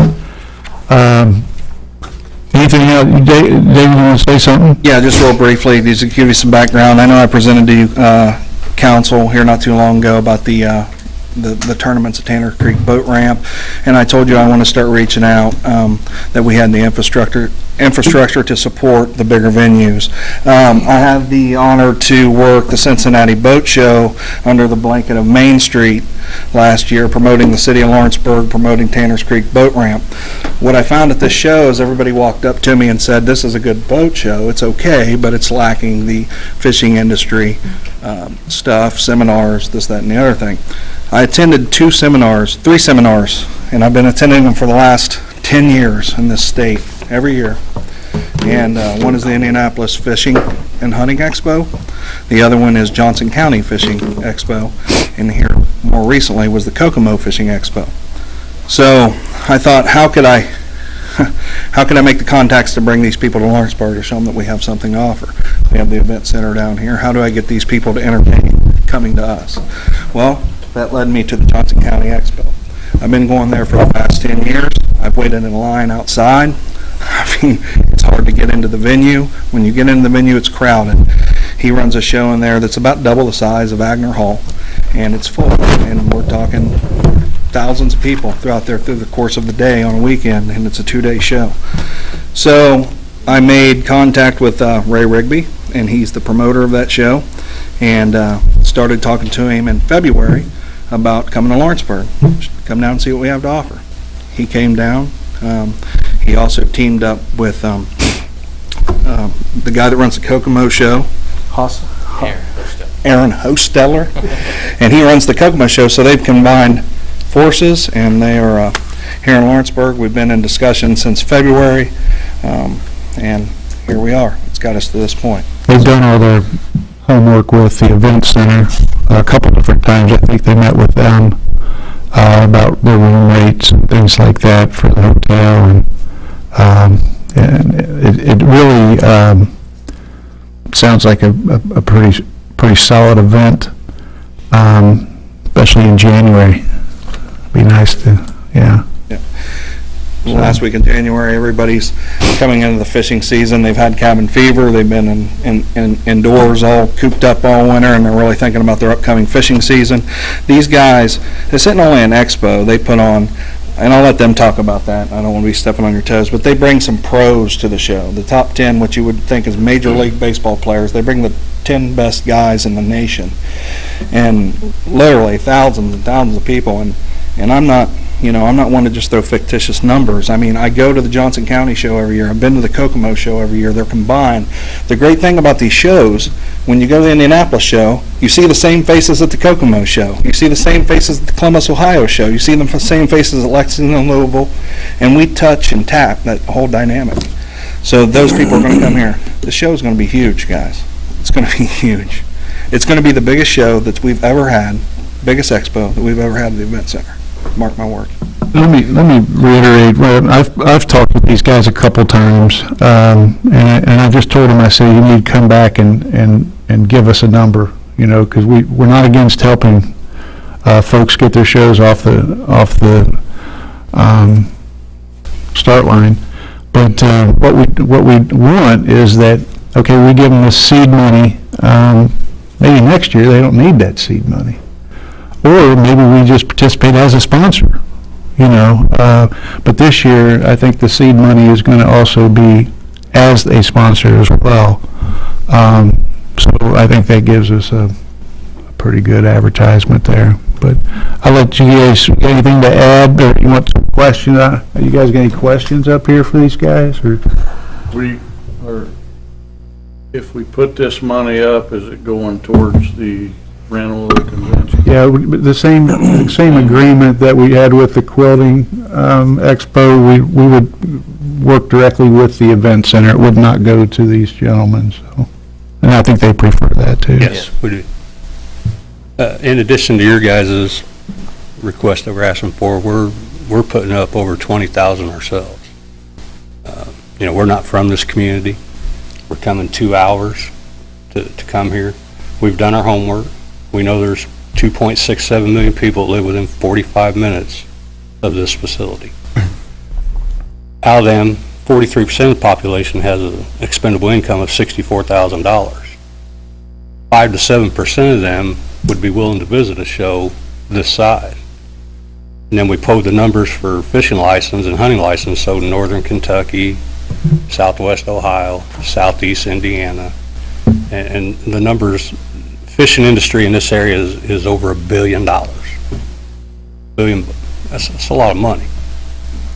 We anticipate first year 8,000 to 10,000 people. I mean, that's a realistic number. We've been doing it a long time. We know what we're doing. We know how to get the people here. And most of them has probably never even heard of Lawrenceburg before. I mean, we got here at 8 o'clock this morning, started over in Cincinnati introducing ourselves. We've been to all the businesses through here. We're going to offer the businesses an opportunity to make money off the show as well. To advance sell tickets, we'll give them a percentage of every ticket that's sold. We're trying to get Bass University here, which, as David said, is they'll bring 5,000 people by themselves just with name recognition. Because they bring and they teach a class for 2 days. We have to provide them the room. We pay them $10,000. And they bring us the 10 best professional fishermen in the world. We get 5 for guest speakers and interaction with crowd on Saturday, and we get 5 for guest speakers and interaction with crowd on Sunday. Some of you guys probably don't know what fishing is, but if you watch football, it's like bringing 10 Peyton Mannings to this show. So the fishermen and the outdoormen they're going to flock to see these guys. They do it everywhere they go. I mean, some of these guys. Just for instance, one guy won the FLW championship this year. It was a $700,000 payday. Fishing's big money. And these guys want to know how these guys are cashing $700,000 checks, so they come to these classes. And being we're a little bit, you know, it took us a little while to put our numbers together and everything from February to now, we're a little bit behind schedule-wise, but that benefits us with Bass University because they'll want to fill their 300 spots. So, you know, we'll gain a lot of extra publicity that, you know, nobody has to pay for because they're going to want to fill that up. And then they'll take care of their own rooms at the DoubleTree. They'll work with Lisa. You know, they book rooms for all the pros. The students that come book rooms. We'll have 140 vendors, thereabouts roughly.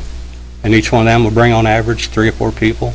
So before the show even opens, you know, you guys will see 800 people here. Without ever even opening a door.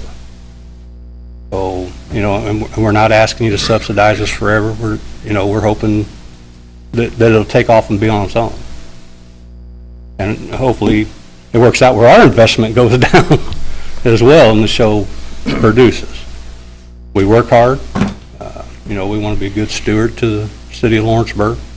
We want you to be glad to have us here, not, hey, let's get these guys out of here. That was horrible. Great. I think we got 2 at least 2 local kids going to school on fishing scholarships. We provide free booth space to the local school colleges, the high schools, any conservation group. Anybody gets females and kids involved in the outdoors, we comp their booth, we pay for it to get them here, to get them involved.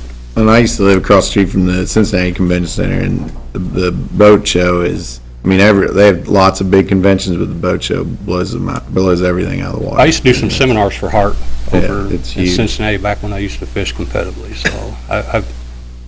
And on that note, we're on the last weekend that they are. So there's a purpose for that. People are gonna come from Cincinnati to come over to the show to get the fishing stuff, because they do not have the fishing stuff. So, I mean, with every good show, we know what we got. We know what we have to do. I'm kinda not a numbers guy as far as I don't wanna guarantee you that we're anticipating for, because I've ran the Kokomo show and we had ice on Saturday and we've had snow on Sunday in the show. The attendance was still there, but it wasn't what we wanted. So there's no guarantee on the At the Johnson County show, attendance, but we think this can be very, very successful. we've had days where it was 45 and sunny and 3,000 people. And then one year, we had a flood where the water was up to the door and we broke every attendance record we ever had. I mean, it's just crazy how it works, but we do know how to get the people here. They will spend money. Most fishermen that go to these shows spend on average $500 to $700 a person. In a town with eating, motel rooms. And fishing stuff. So if you guys got any questions, be willing to. Any additional questions?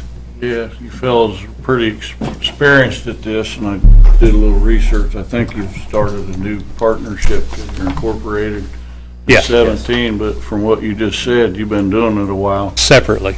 He's Yes. 15 years with his show, and I'm going into the 5th year with our show. Our show is strictly, and Kokomo is strictly for the community that I was brought in to help out with. Ray's show originally started out as a charity for kids. So, and as any good organization, when you're with charity, you know how volunteers are. They keep falling off. It's hard to replace them, so you just turn it in, naturally turn it into business. The facility up there, is it bigger than what you're used to, or is it? Lawrence, this one? Yeah. His is for his. Yeah, it's a little bit bigger, but when you talk to, you go into the Miami room, you're talking actual square footage. I'm really only gaining probably half more of the space than I have already. I think I sent some of the members just in 4 days, I had 25, 30 vendors committed, and some of them had 7 or 8 booths, so 75 of the 130 10 by 10 booths we already have commitments for. And I've even had people start mailing me checks, and I'm like, ho. Nothing's official yet. We ain't been nowhere. Right. So, I mean, the interest is there because we have a decent reputation at doing this. Both of us do, at different parts of the state. And, word got out that we've been talking with David and the mayor for, the last few months, and our phones just got blown up for the last month and a half. I mean, but I have a 5-year waiting list in Johnson County for vendors. You can't, a vendor literally has to die for a new vendor to get in. So these guys are wanting to get in here in the ground floor and hoping for the same success that we have in Johnson County. We started this program, and I think we all have in mind weaning people off of it. I'd like to, if you're ready. Sure. Any other questions, you guys? Okay, sure. I'd like to make a motion that we go forth with this project, and I want to let you guys know eye to eye. Next year, I hope you do so good you don't even need to come to this meeting. You just book and you have your second year all on your own. I like how you think. Because I'll be there. It won't be from lack of effort on our part, I'll promise you that. I think it'll work. I think it's a good idea. I'd like to make a motion that we'd move forward with this. I've been waiting for 2 years and wondering when we was going to have one of these, but I'm anxious. All right, so the motion on the floor is to partner with Rigby Braley Promotions on the Fishing Show Expo in the amount of $15,000. I'll second. Second? All those in favor? Aye. Opposed? Motion carries. Good luck, guys. Thank you, Mayor. Thank you. Thank you, Council. All right. Next item, I'd like to invite Tony Akels from Strand Associates to just give us a brief update on the Civic Park. We need a Thanks, Mayor. Thanks, Council. As Mayor mentioned, my name is Tony Ackles with Strand Associates. I have Tom Voighton with MKSK here today as well. We want to give just a brief kind of verbal update on the park project. And I think the mayor afterwards, we also want to talk a little bit about the amphitheater demolition project as well. I'll start off as far as the engineering side of the park project. Kind of give you a background over the last few weeks. We've got the topo survey done. We've got the base mapping done. We're getting all the utilities put on. We met with Mr. Clausen last week to get his thoughts on water and sewer, storm, and electrical that the city owns and runs. Very good information that he's providing to us to make sure we have everything that's underground. And part of this reason is because we want to make sure that we only do this once. You know, we know there's some buildings around the edges that are going to develop. We want to make sure that we have the utilities and stuff there so we don't have to dig streets back up after we just paved them. In addition to that, soil borings are done. We're also working on looking at the permits that we need so we can kind of be in line, ready to get those once we get a little further along. And then we're also looking at any sort of easement issues and stuff, making sure that what the city thinks they own, so we're looking at that as well.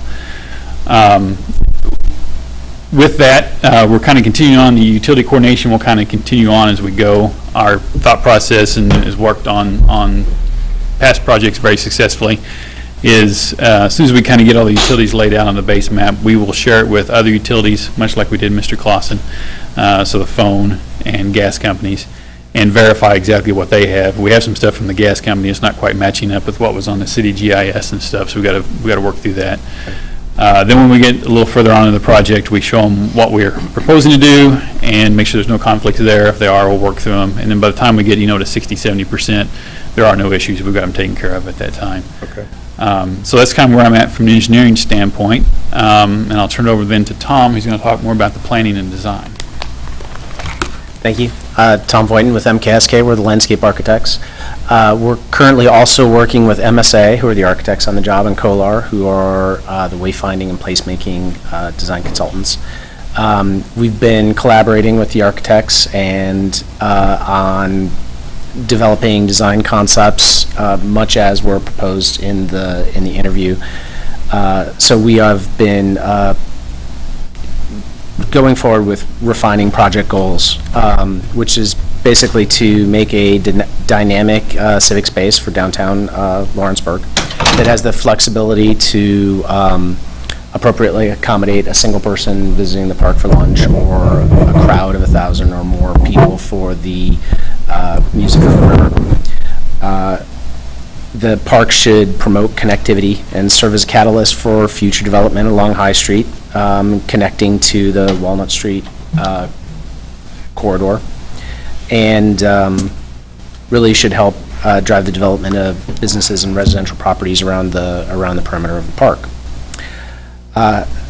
So we are developing 3 designs that are investigating the relationships of various spaces, and but common to all of these designs are a few features. One is a performance area and pavilion that will facilitate the plug and play for the music on the river. It will be integrated into the park and serve as a destination for day-to-day use as well as the festival seasons. There will be an open lawn area in all of the schemes that allow for large crowds to gather and casual recreation. Permanent restroom facilities, an integrated streetscape that allows the space to read as a single area when you have an expanded festival condition. Secondary shaded structures that allow for covered viewing of the performance area. So if there is inclement weather, you do give people a place to seek shelter. A interactive water feature that can be playable or just attractive, depending on your age and intention. And possibly what we're calling a playable landscape, so something that's a little bit more family oriented, so that there's little activity spaces, so not playgrounds, but places where people can run around and feel safe. And designated cafe seating spaces, most of which have trees and surrounding ornamental planting. So we are meeting with the steering committee on August 31st to review refined design options of all of those features, and we'll present a project schedule, proposed project schedule at that time. That is, I guess, that's the last Music on the River, the last Thursday, and so the design team will be attending the Music on the River.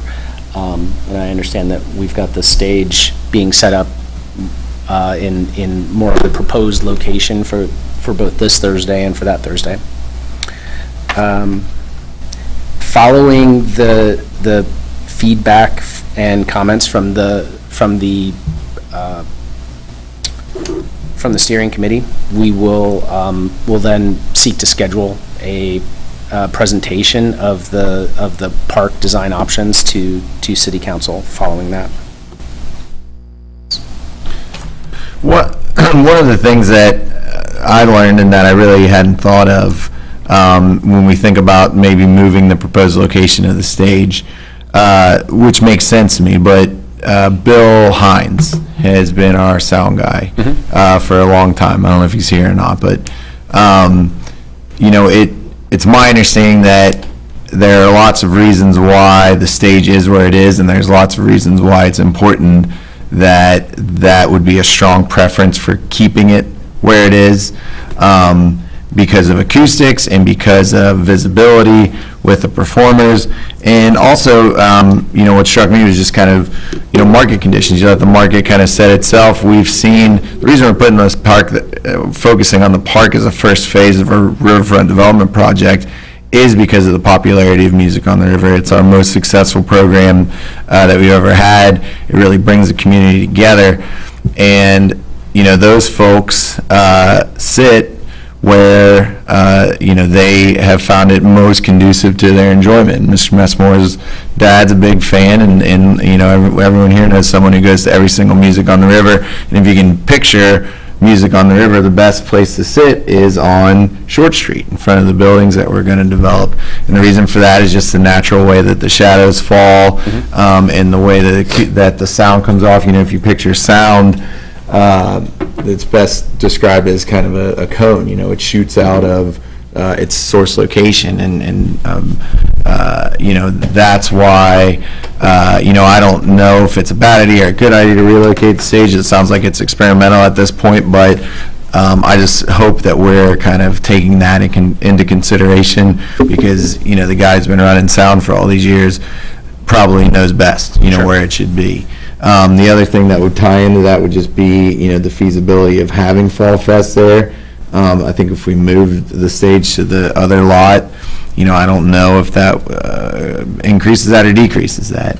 And then also with just going back to where, people are sitting on Short Street, at one point, the conceptuals that we saw had us raising the street to curb level and having some kind of permanent or semi-permanent way of blocking the streets off, because that's what we do anyway, and kind of that would allow us to make those entire blocks one big entertainment area, just to maximize that, and then also permanent or semi-permanent vendor spaces. So this is just some kind of really initial feedback that I've heard from people that really know about this stuff and care about this stuff and, are plugged in.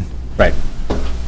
And Bill, I'd make that offer for you to come to the steering team committee on the 31st, if you wouldn't mind. Because that's where all this will be discussed, and we'll have a lot of different ideas from a lot of different people, and we need somebody's input. And so if you could make it. He introduced himself before the meeting. Okay. So we got his business cards, we kind of switched in. Good. We're going to make sure and get Okay. our architect stage. Yeah, Gotcha. MSA has designed a lot of stages, and we'll put them in touch. Good. And make use of their experience. Okay. And that's what tonight was for, just to give us what are we doing as of now? The 31st will be more the steering team during those hours of talking about details of what they like, what they don't like, I guess. And then my understanding, you guys will be at the Music on the River that night then. That's right. Yeah, So. we'll we'll be around to make sure and see how all that sets up, to kind of answer, see how it works out. Agreed. Well, I think what makes, Fountain Square or Cincinnati Washington Park successful is the opportunity to have weddings there, to have movie night there, free movies for kids, dances, they have salsa night every Thursday. I kind of picture that, the people from the adult center can go have dances on Thursday at the park. So that's what's exciting, I think, the multifaceted use. The flexibility of the space is a paramount consideration for the design team. That's awesome. Thanks. Thank you. Thank you. Any other questions? All right, next item on the, thanks, guys, appreciate it. Let's hit on that. Thanks again. The next project was the Park Plaza Amphitheater that's behind the Partners in Health on the river side of the levee.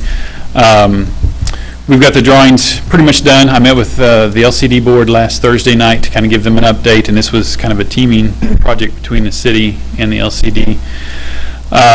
So we're probably 2 weeks or less than 2 weeks away from submitting stuff to the Corps, and the thought process is we want to get the Corps on board before they move forward, obviously, with bidding and permitting and stuff like that. So we've got the drawings together. There's a few things that I wouldn't mind discussing tonight. I'll try to make them pretty quick.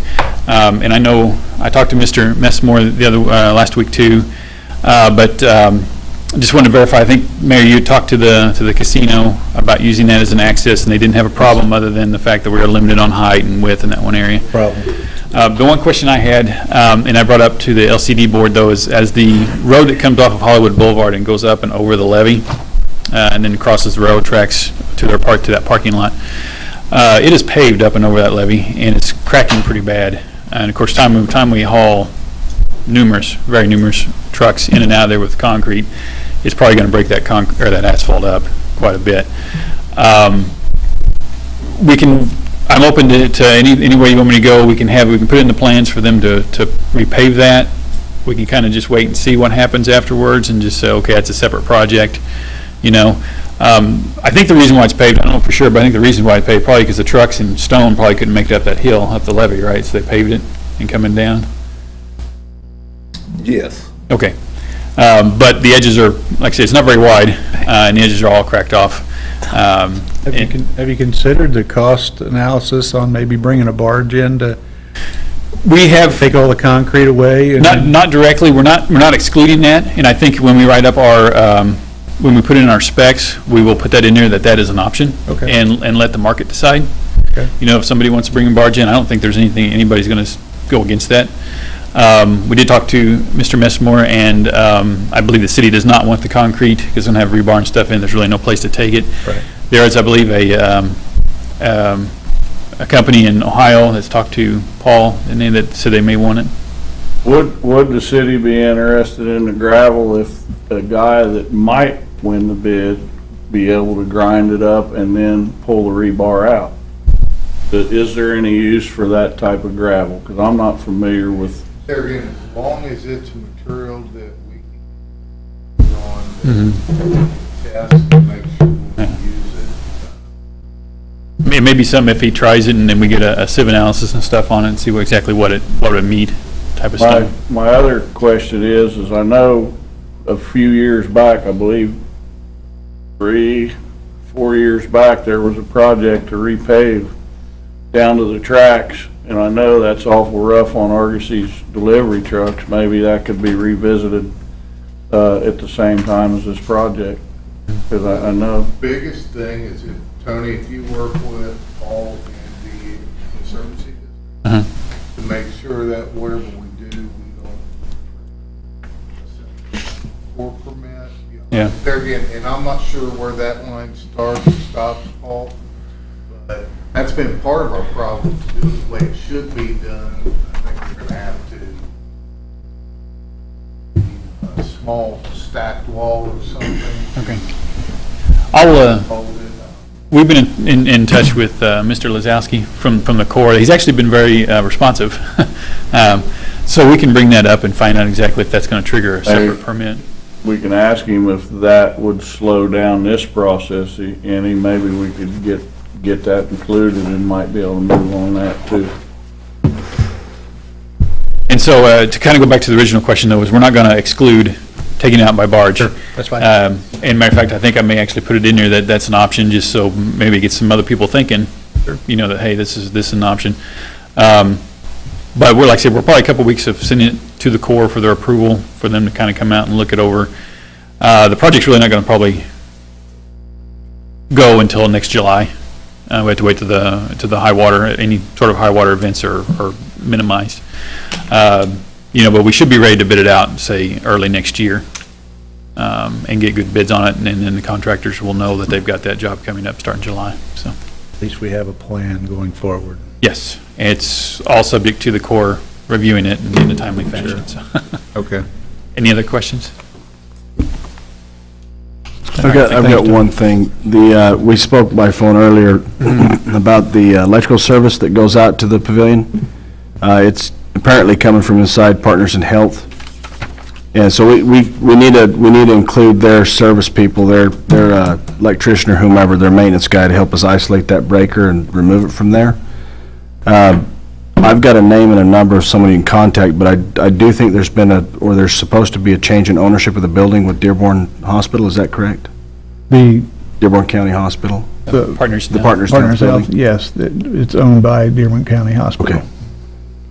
Okay, if you email it to me, I'll get in touch Okay. with them. So, all right, thanks. They assumed that lease about a year ago. So I'm guessing that Andy McKinley would be the gentleman. I know he's over the maintenance for the main hospital. Would he be a good contact? I would think so, Okay. but I don't know that answer. Okay. I would think so. We can start there with Andy. Okay. Thanks, Tony. All right, next item I have is, you got the donation committee recommendation. There was one this month that they approved for Lutheran Manor. Actually, they're going to put on a garage sale, I think, and they needed the money to pay for some rental. So, any questions about those? If not, I'll entertain a motion to approve. So moved. Second? Second. All those in favor? Aye. Opposed? Motion will carry. I have no other new business. Is anybody up here? Old business, I need a motion to table the noise ordinance. So moved. Second? Second. All those in favor? Aye. Opposed? Motion will carry. And Mayor, Yes. just briefly, I apologize, I know we've been here a long time. I wasn't here on last Monday when we proposed the noise ordinance, so just generally, before I bring it back to you guys, and I know that Mr. and Mrs. Baker from Mary Street were here, the changes to the noise ordinance, I know it looks a lot different, it is. I was able to consult with Fishers, Indiana, Bloomington, Indiana, Indianapolis, Indiana, and take the good things from theirs. The big change first is that it creates a reasonableness standard, not a measurement standard, so we don't use the devices. It's reasonableness as determined by our enforcement officers, which would be Lawrenceburg Police Department, the mayor's appointees, or the code enforcement, so Carl Fryman. That's a big change. And then just the times, so I have 5 p.m. to midnight on Friday, 1 p.m. to midnight on Saturday and Sunday and holidays, and then 1 a.m. on New Year's Eve would be the only exception to that. Are those times okay with everybody? I thought we said 1 a.m. on the weekends. We did 1 a.m. and then we said midnight, so you're right, Mel, so I wanted to clarify and see what you guys prefer. The last meeting was brought up and the compromise was midnight. Midnight? They can play inside later as long as doors are closed and, that kind of thing. Okay. And I think it can always be, this can be looked at again. I mean, That's what we said, though. They don't play it loud and. Yeah, midnight for now. We're gonna look at something for the future, Yeah. to make it at 1 o'clock and we can figure something out. Okay. Yeah, but for now. For now, keep it midnight.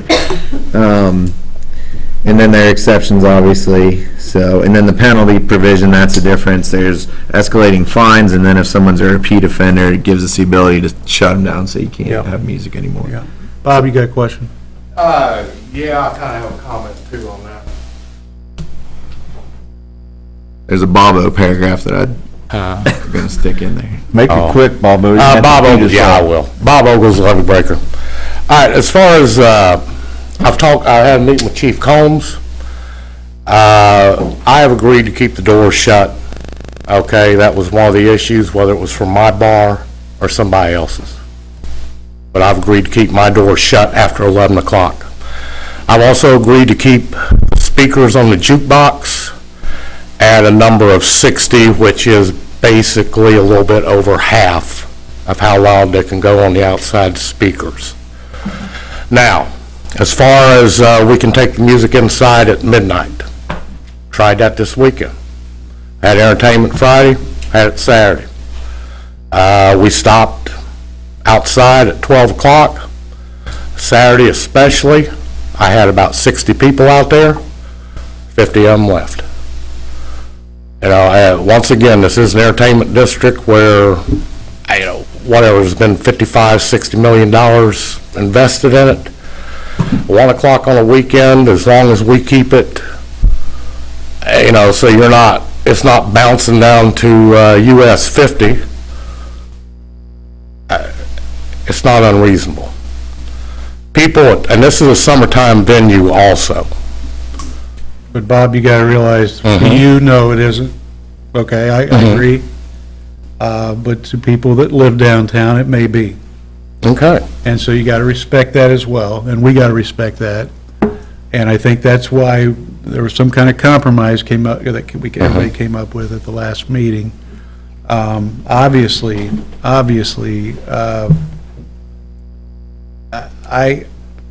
mean, I know I know what you're saying, okay, I do. But the reality is that we still have people living in close proximity. Well, that's fine. You know, before a final decision is made on this, whatever, I do want it taken into consideration. This is going to be a summertime venue. Realistically, people don't even come out till 9:30, 10:30 at night, when it gets dark. If I have to shut it off at midnight, I think it's going to have a huge effect. And that, you know, whatever you're tabling it tonight, I think, whatever, I'm going to take whatever it's called, the area, that whole, I'm going to canvass it. I'm going to see how many people are for, how many people are against. So. Okay.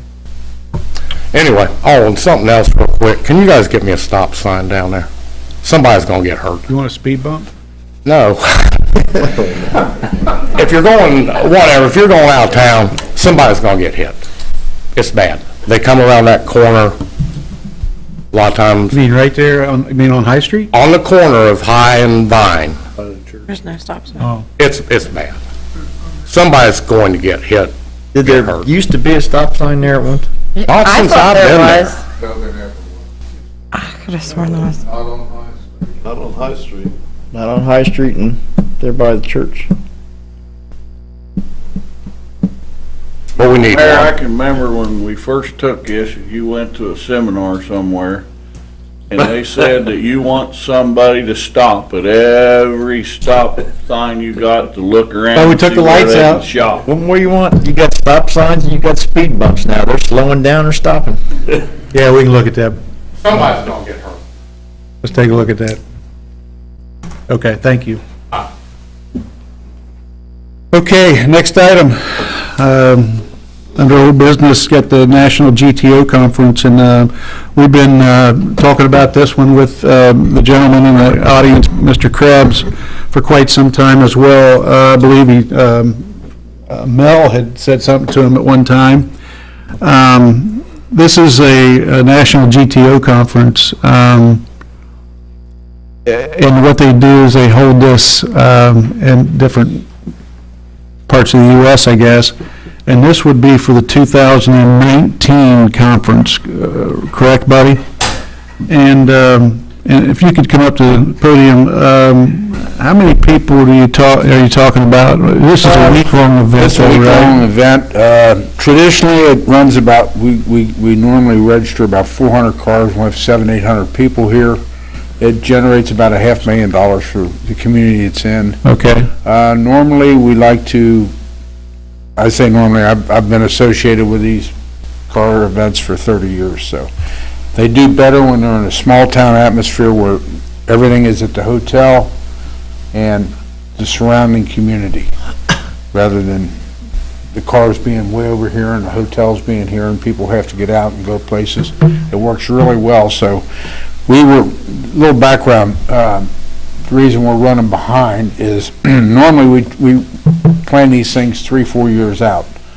This show was scheduled for Wichita, Kansas, and then the hotel that was supposed to host it, I guess corporate come in and said they were gonna do some remodeling. Well, people are not gonna drag high-dollar vehicles out where there's remodeling.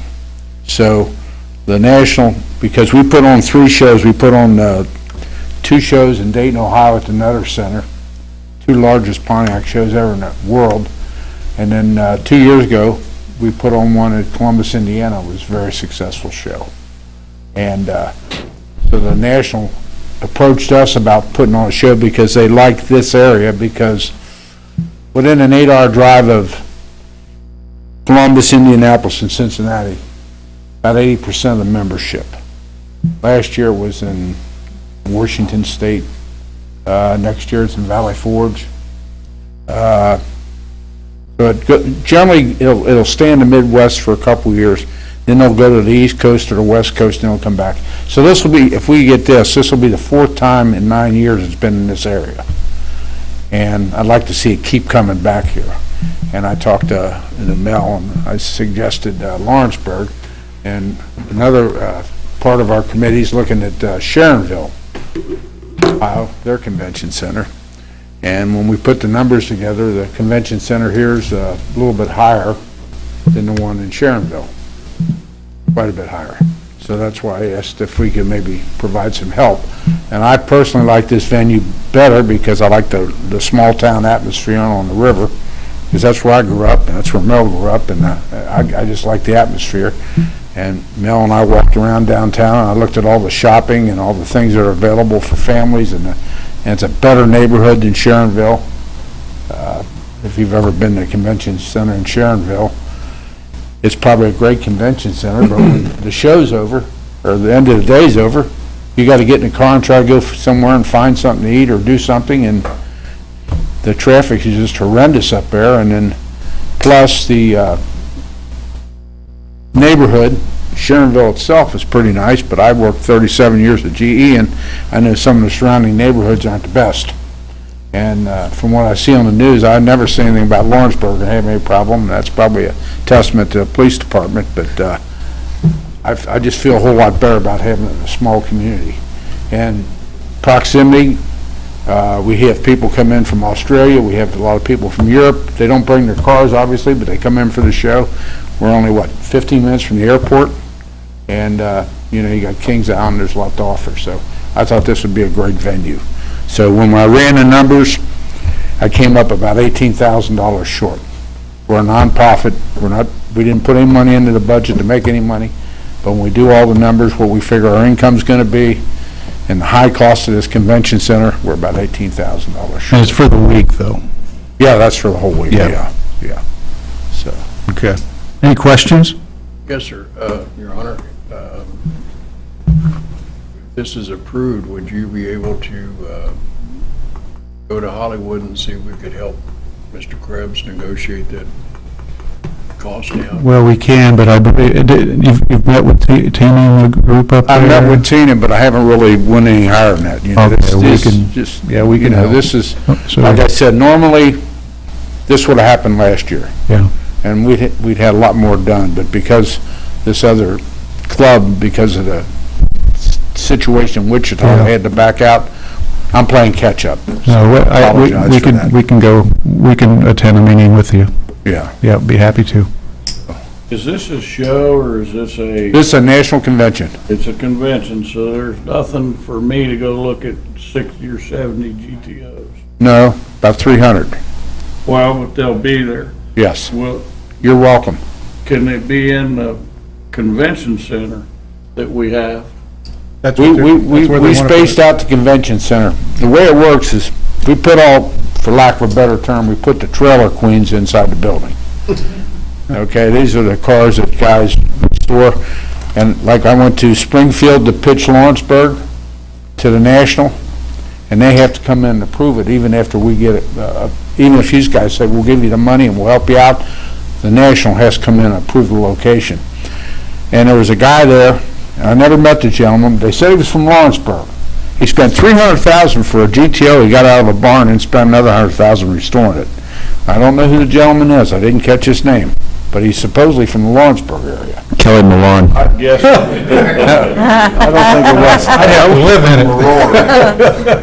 in it. But anyway, that's the quality of some of the cars that'll go in the convention center.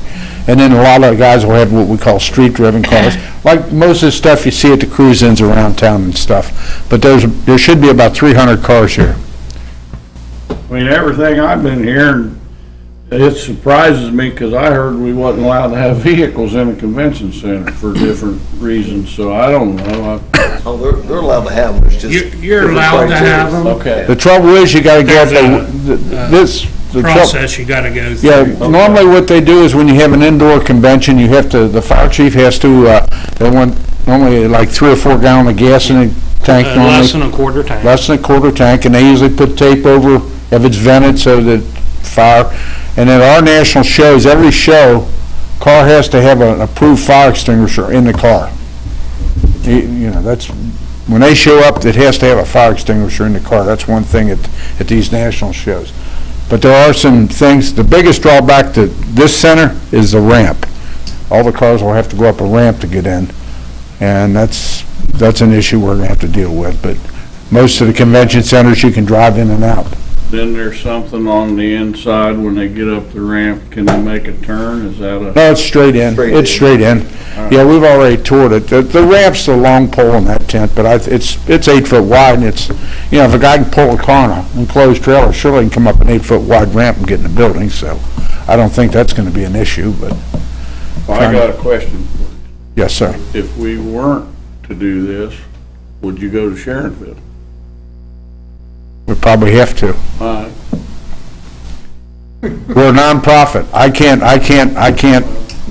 can't put on a show and lose money because we're a nonprofit. And I'm not authorized. Huh? I asked it for a reason, yeah. Any other questions? All right, any motions?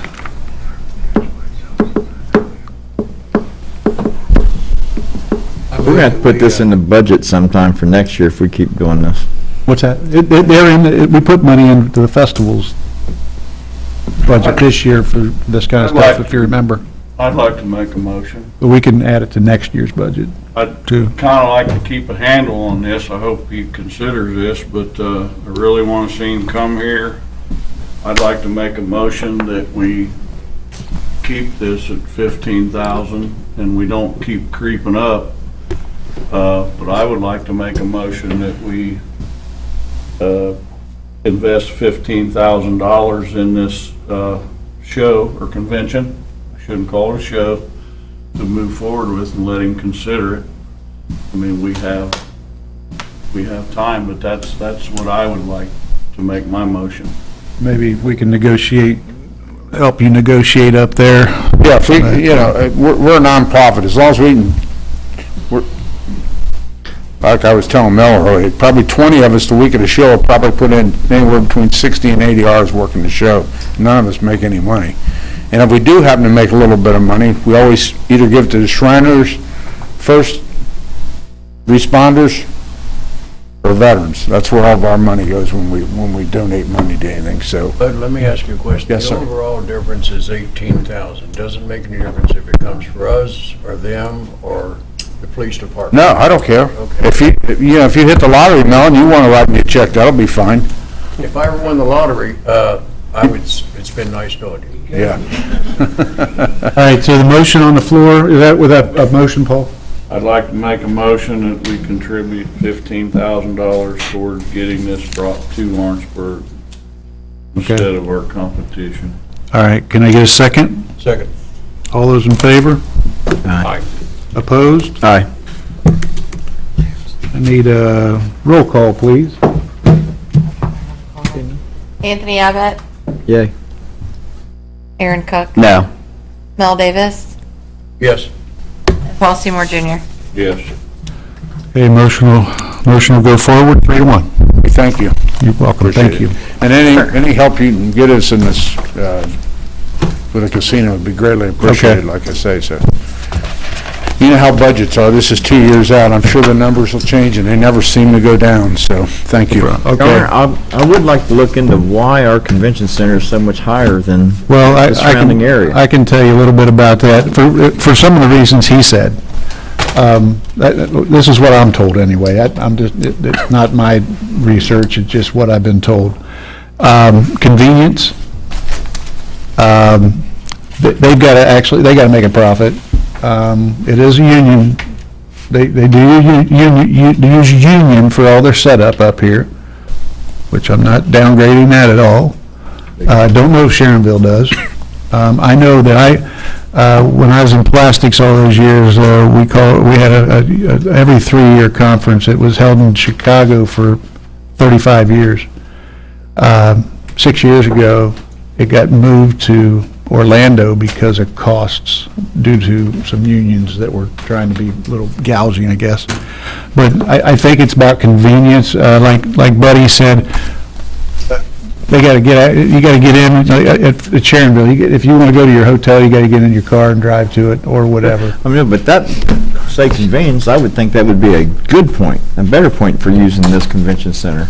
No, the difference is when I get done at the end of the day, I can walk across the street to one of the local restaurants and get something to eat. Sharonville, I gotta get in my car, I'm fighting all the 275 and 75 traffic to go out to dinner. That was one of the main reasons I wanted to bring That's what I'm here. saying. That is a good point for Lawrenceburg. Right, I don't that's a big understand why plus. we can't keep our convention full going without us having to subsidize But all these. I can tell you Remember now, Tony, we agreed to do this. We agreed to do this last year with these events as seed money, okay? Because then we want the repeat to come back, okay? We're just trying to get the stuff here. What happens after that, we can't have any control over. I know the But numbers. you're right, I mean, but like I said, I'd be happy to go to a meeting with him and say, hey, we need another $4,000 or $5,000 out of you guys, or whatever. I mean, how I'm looking at it, Tony, is I think he popped up some pretty reasonable, not way out there in the sky numbers of bringing in. Oh, yeah.